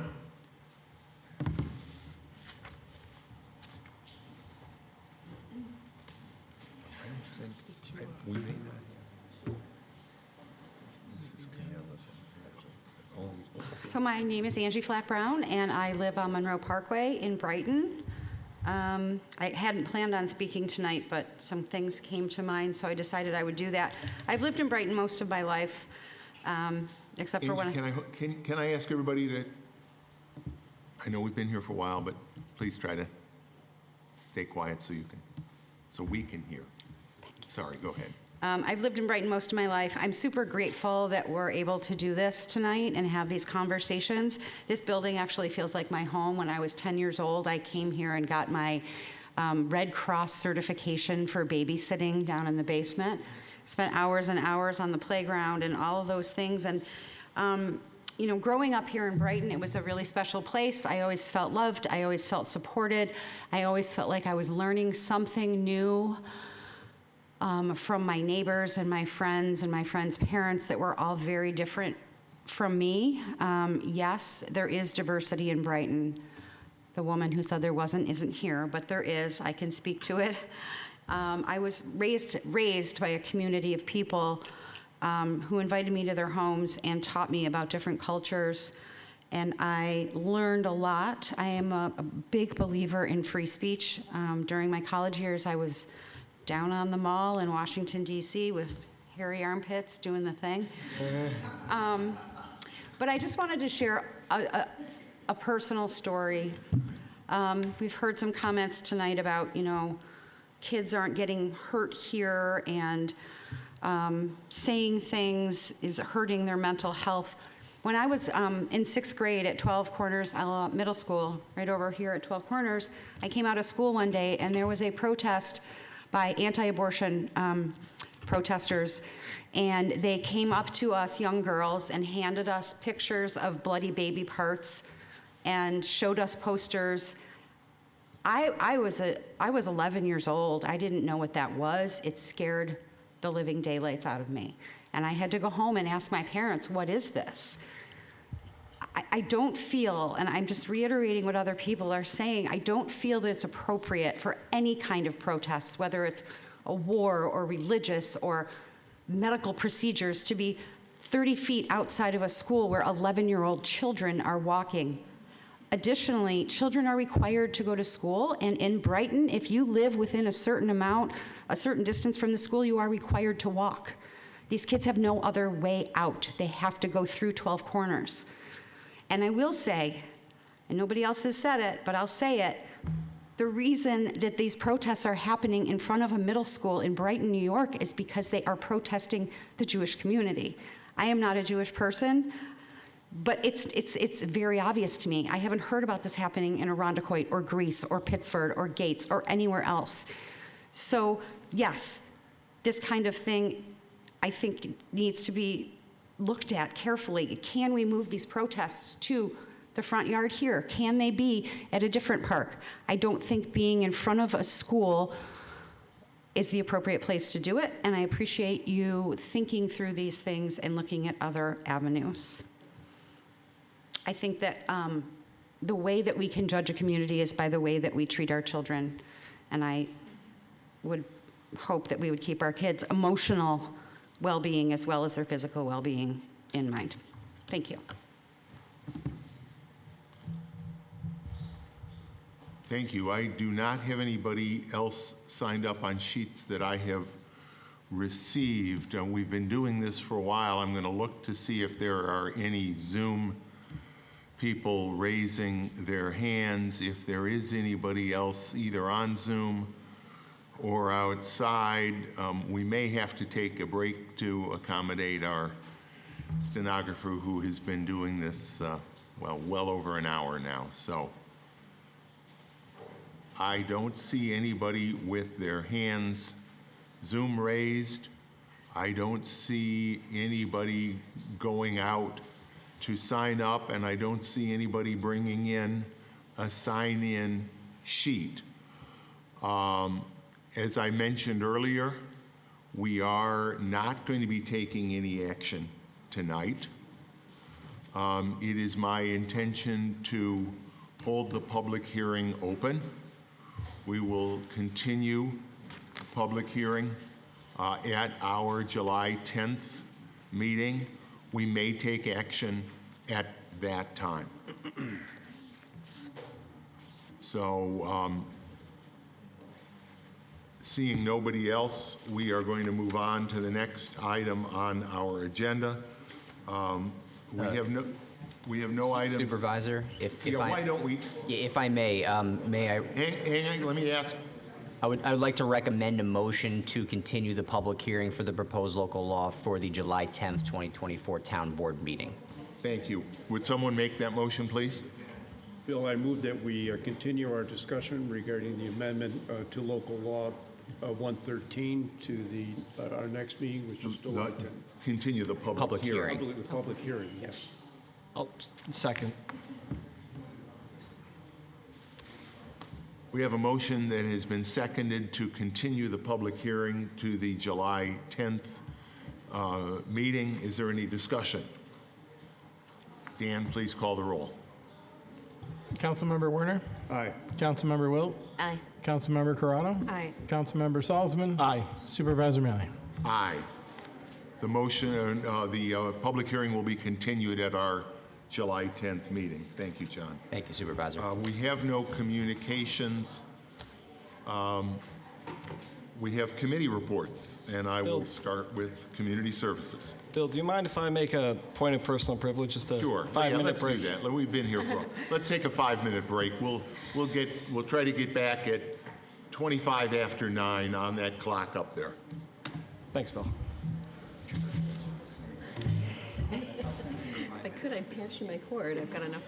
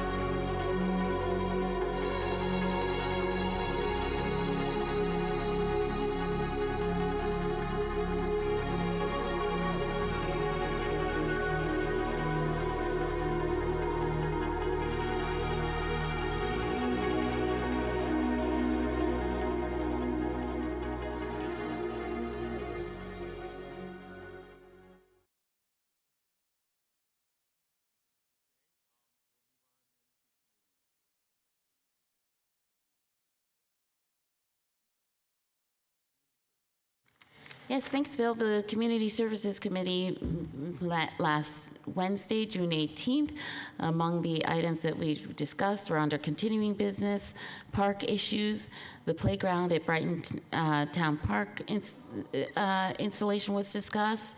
We anticipated completion by mid-July. The installation was completed utilizing a supervised install where the playground company oversees the works of the park staff, and at a reduced price from the proprietary installation. We also had a discussion of our 4th of July events with vendors, musicians, insurance schedule having been determined, and we're excited for another great event this year. The 5K will be at BHS. There's a full schedule of activities posted on the website. We also had a short discussion about invasive species.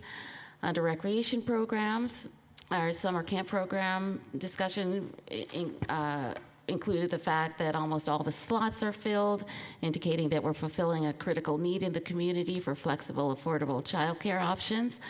Bands at Buckland concert series is finalized, and the series will begin July 9th. After-school program registration for the fall is proceeding apace. Both locations are just about full, again indicating that the town is fulfilling a market demand for services. We had a discussion about our preparedness for a potential move of programming within the Brookside School and some of our upcoming summer special events, including Mighty Motors, Family Fridays, Community Bike Ride, etc. And also a discussion of the Buckland House art installation. And we discussed our winter farmers market. Contractor is working on punch list item completion. And of course, we've entered into an agreement with Ravi Engineering to provide a wetland delineation for the proposed Buckland Park Farmers Market gravel parking area. And our Inclusion, Diversity, and Equity Advisory Board update just talked about season's celebrations that will continue through the summer. All right. And we had an update to our Pollinator Pathway Challenge. Applications are coming in from residents, and signs are available at the Department of Public Works. We had a discussion and review of our Town of Brighton semi-annual recycling events. The recycling events was very well attended, exceeding the capacity of the shredding truck, and we talked about getting a larger truck or exploring a change in vendor to better meet the needs of the community. We got our C7 e-waste report from our electronics processor as well. I just want to go through our upcoming events. Our Town of Brighton July 4th celebration will be at Meridian Center Park, 2025 Meridian Center Boulevard, Thursday, July 4th. The Town of Brighton begins its celebration at 8 a.m. at the high school with the July 4th 5K race. From 2 to 10 p.m. there will be food trucks, vendors, live music, inflatable fun, and a gaming truck for celebrants to enjoy. From 2:30 to 8 p.m. bands will perform at our secondary stage, and the Sky Coasters will take the main stage from 8 to 9:45 p.m. with fireworks commencing at 9:50. Our Town of Brighton Pride flag raising ceremony will be at Brighton Town Hall on Friday, July 12th at 12 noon. Our Town of Brighton staff will take part in the 2024 Rock Pride Parade on Saturday, July 20th. And the next meeting of the Community Services Committee will be on Wednesday, July 17th at 9:30 a.m. or immediately following our Finance and Administrative Services Committee meeting at the Brighton Recreation Center.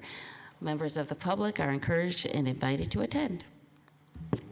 Thank you. Finance. Nate. Bill, the Finance and Administrative Services Committee last met on June 18th. I skipped ahead there. June 18th. One of the one item I'll bring up, it's actually the first item on our agenda here, is we addressed our fund balance policy. And we talked about expanding from holding 15 to 20% of our budget to 15 to 25% of our budget in reserves We've been through COVID, we've been through some other financially stressful times in our town.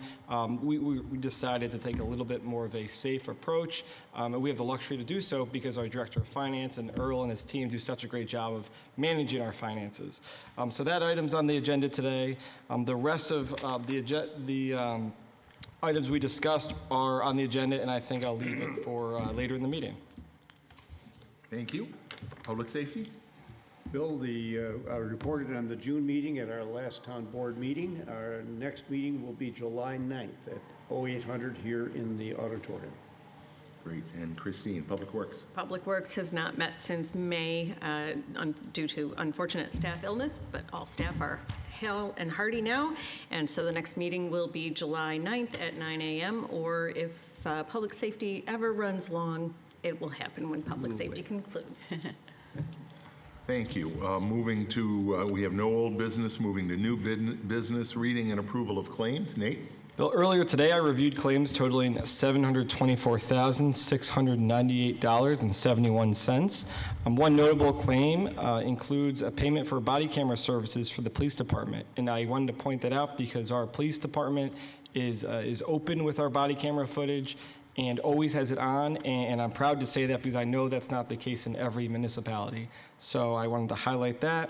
The claims all appear to be in order, and I move for them to be approved. Second? Any discussion? Hearing none, Dan, please call the roll. Councilmember Werner? Aye. Councilmember Wilt? Aye. Councilmember Corrado? Aye. Councilmember Salzman? Aye. Supervisor Mealy? Aye, and since you referenced the fund balance, Nate, why don't you do that one too? The next matter seeks to approve the Town of Brighton fund balance policy. I move that we adopt this resolution as prepared by the attorney to the town. Second?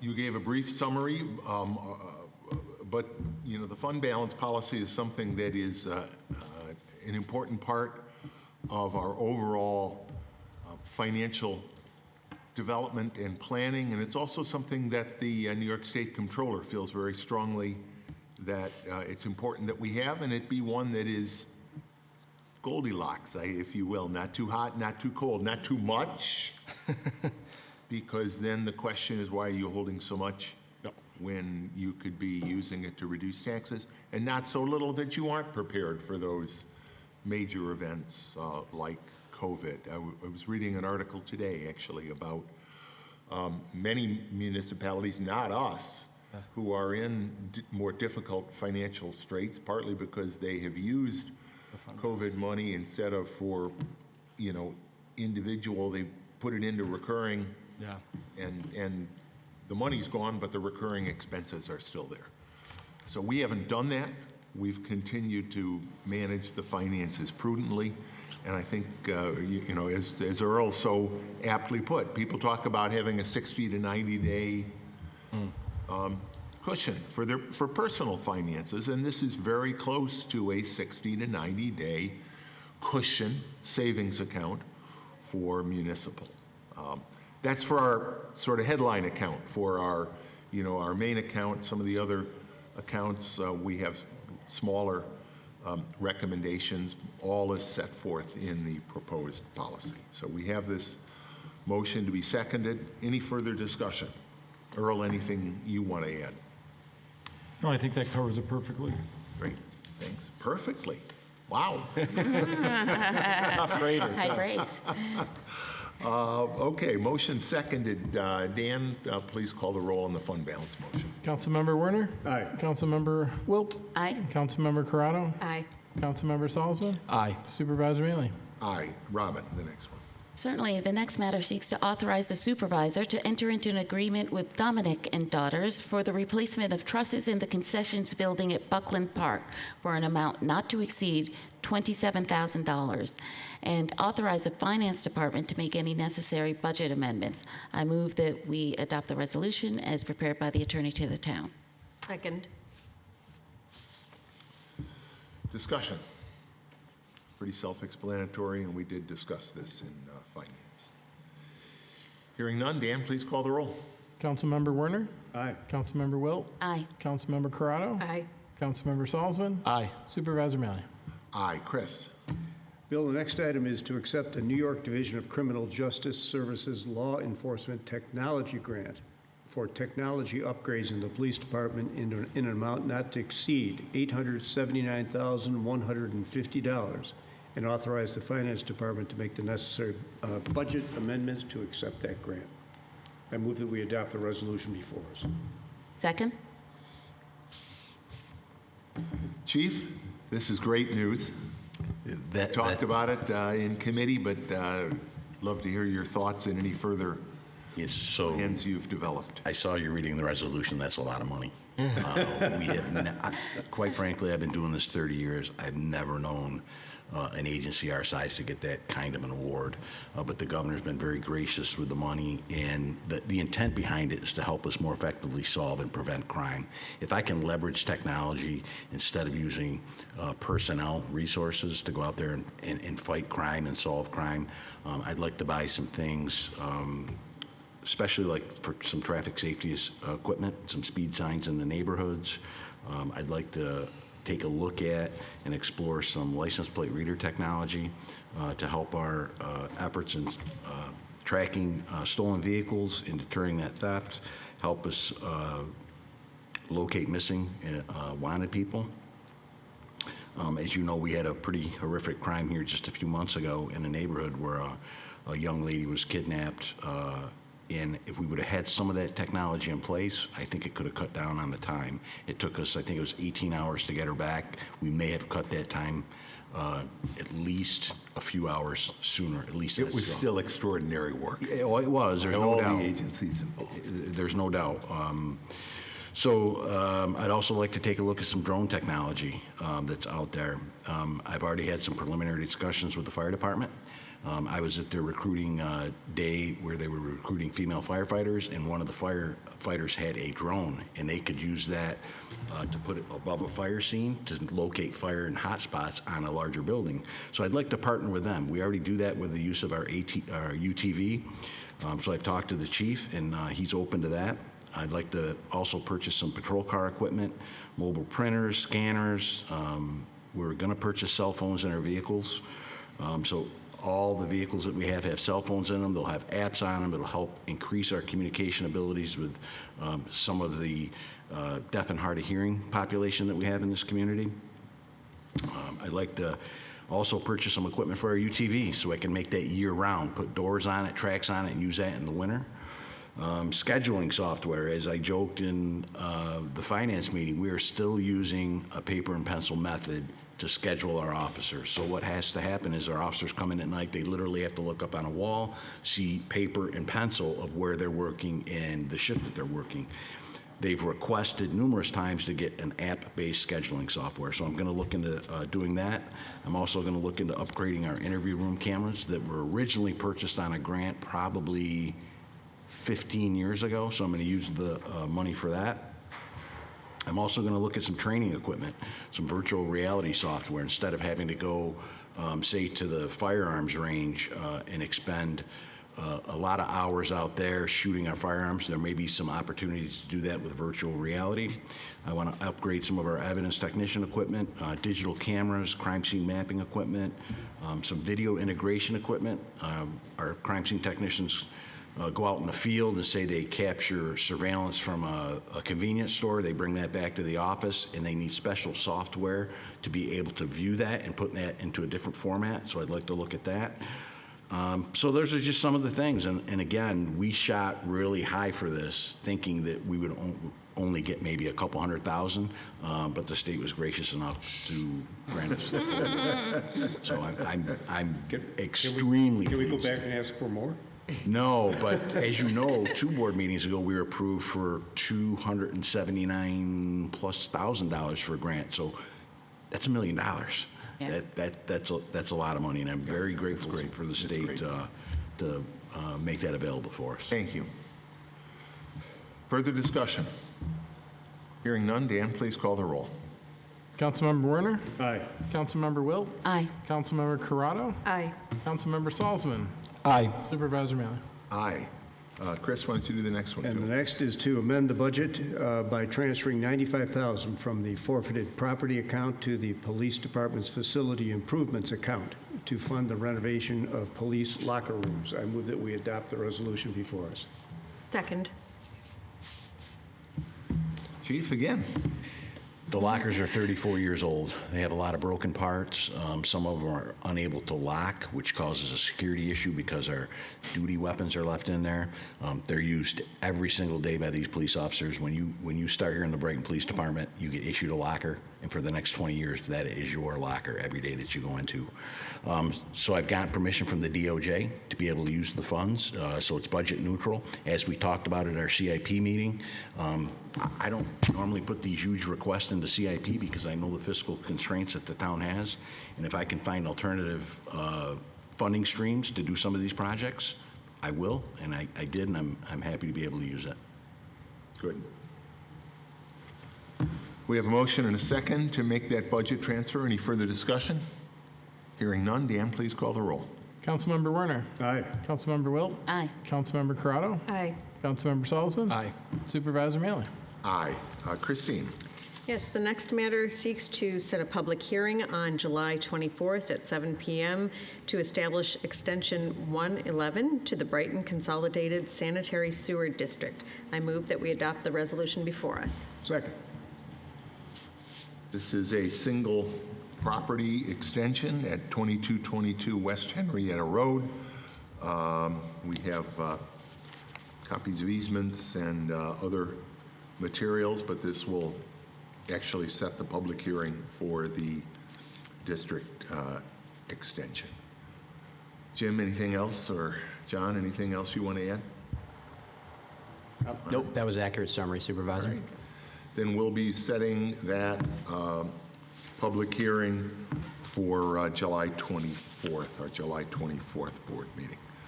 We have a motion and a second. Further discussion? Hearing none, Dan, please call the roll. Councilmember Werner. Aye. Councilmember Wilt. Aye. Councilmember Corrado. Aye. Councilmember Salzman. Aye. Supervisor Mealy. Aye. Nate.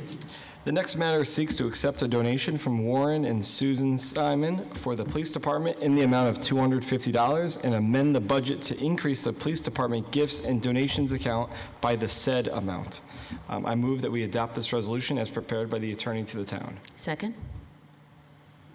Mr. and Mrs. Simon took the Citizens Police Academy this year. They took it for the second time. I mean, you know, it doesn't get much better than that. Part of their thinking was they took it, I think the year we came back from COVID, and there were a number of things that we could not do then, but they enjoyed what they were able to do so much. They took advantage of the opportunity to do it again. As I recall, there were one or two others in this most recent class that had the same experience. They took it that year we came back from COVID. And the Simons very generously gave a $250 donation, which we do appreciate. We have a motion seconded. Further discussion? Thank you, Warren. Thank you, Susan. Much appreciated. Dan, please call the roll on that motion. Councilmember Werner. Aye. Councilmember Wilt. Aye. Councilmember Corrado. Aye. Councilmember Salzman. Aye. Supervisor Mealy. Aye. I'm going to actually ask everybody's indulgence. I would like to make this next motion. We heard Councilmember Tierney tonight, slightly different from what you have in front of you. Oh, I guess it's been updated. So I move to accept the donation of artwork from the family of Leo J. Dodd in the form set forth in Resolution Number 8. I just want to clarify that there are no cash donations being received at this time. There will be in the future, but not at this time. But I do move that we accept the donation of artwork. Second? Any discussion? Hearing none, Dan, please call the roll. Councilmember Werner. Aye. Councilmember Wilt. With thanks, aye. Councilmember Corrado. Aye. Councilmember Salzman. Aye. Supervisor Mealy.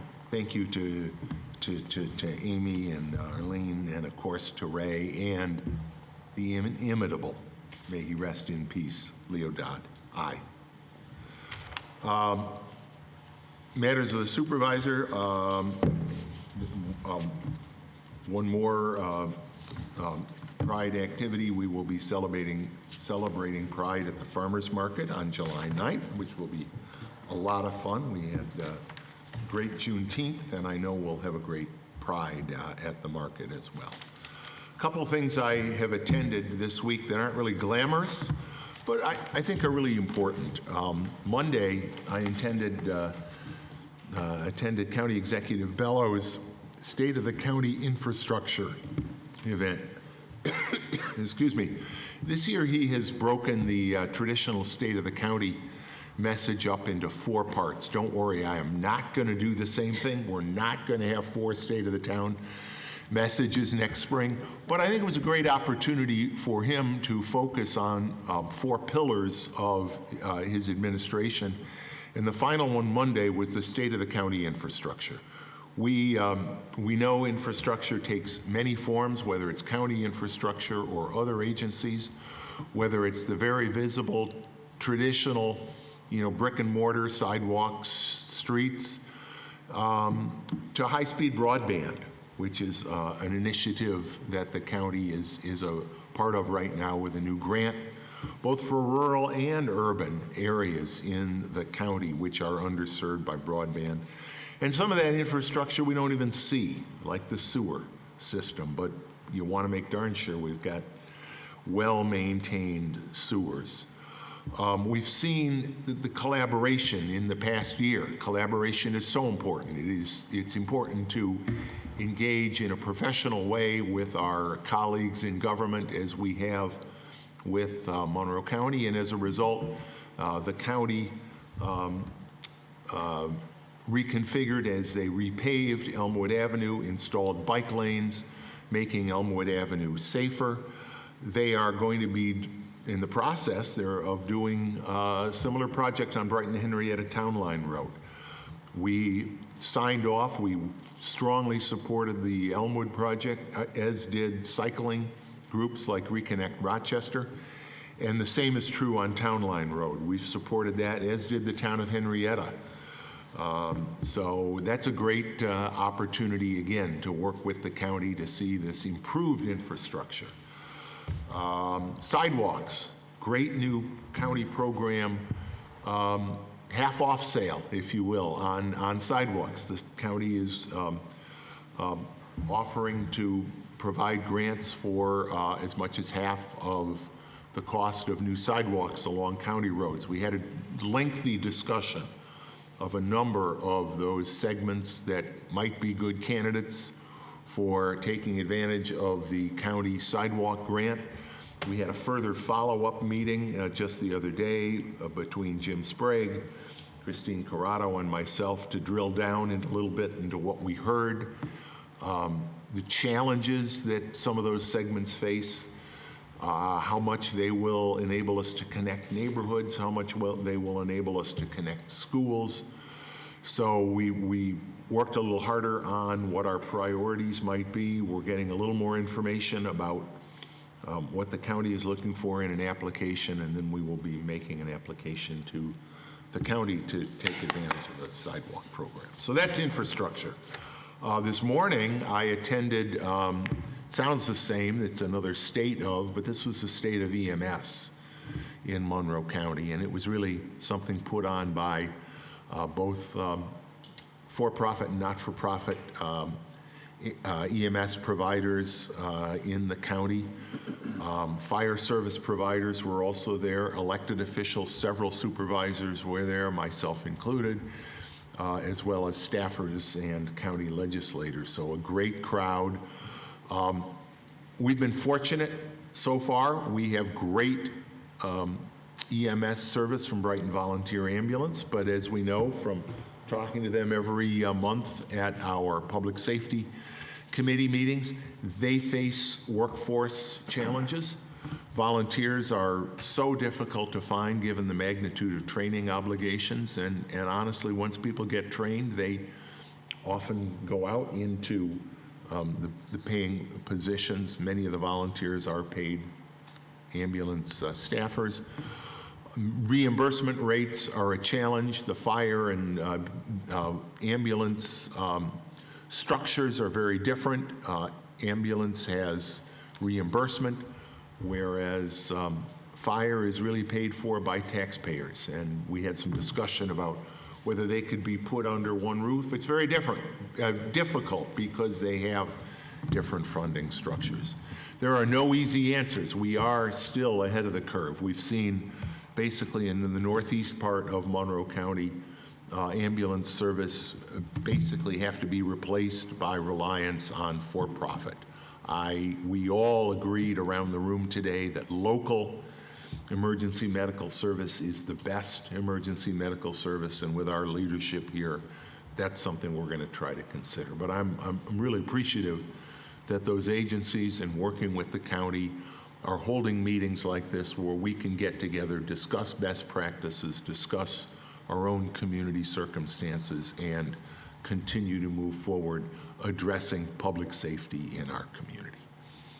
That's all I have. Matters of the attorney to the town.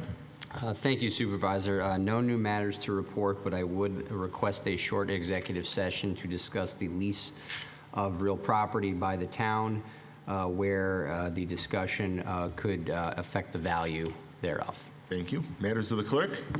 Nothing this evening. Matters of the board? I did just want to correct that date for Pride at the Market. That will be Sunday, July 7th. Oh, what did I say? 9th, I think. Thank you. That's right, yeah. It is this, yes. The Sunday after the 4th of July. Right. Yeah, thank you. And if I may, the Multiversity Trail project, I want to encourage community members, if you didn't get a chance to talk to the consultants at the Eco Fair on Sunday at the market, this past Sunday, you can still weigh in. The survey is online at brightonmultiversity.com/survey. It can be taken on a mobile device or on your larger device. The feedback is critical, because we are expanding our trail network and want to have it as high quality and practical for those who use these routes already, as we heard from a speaker earlier tonight. So.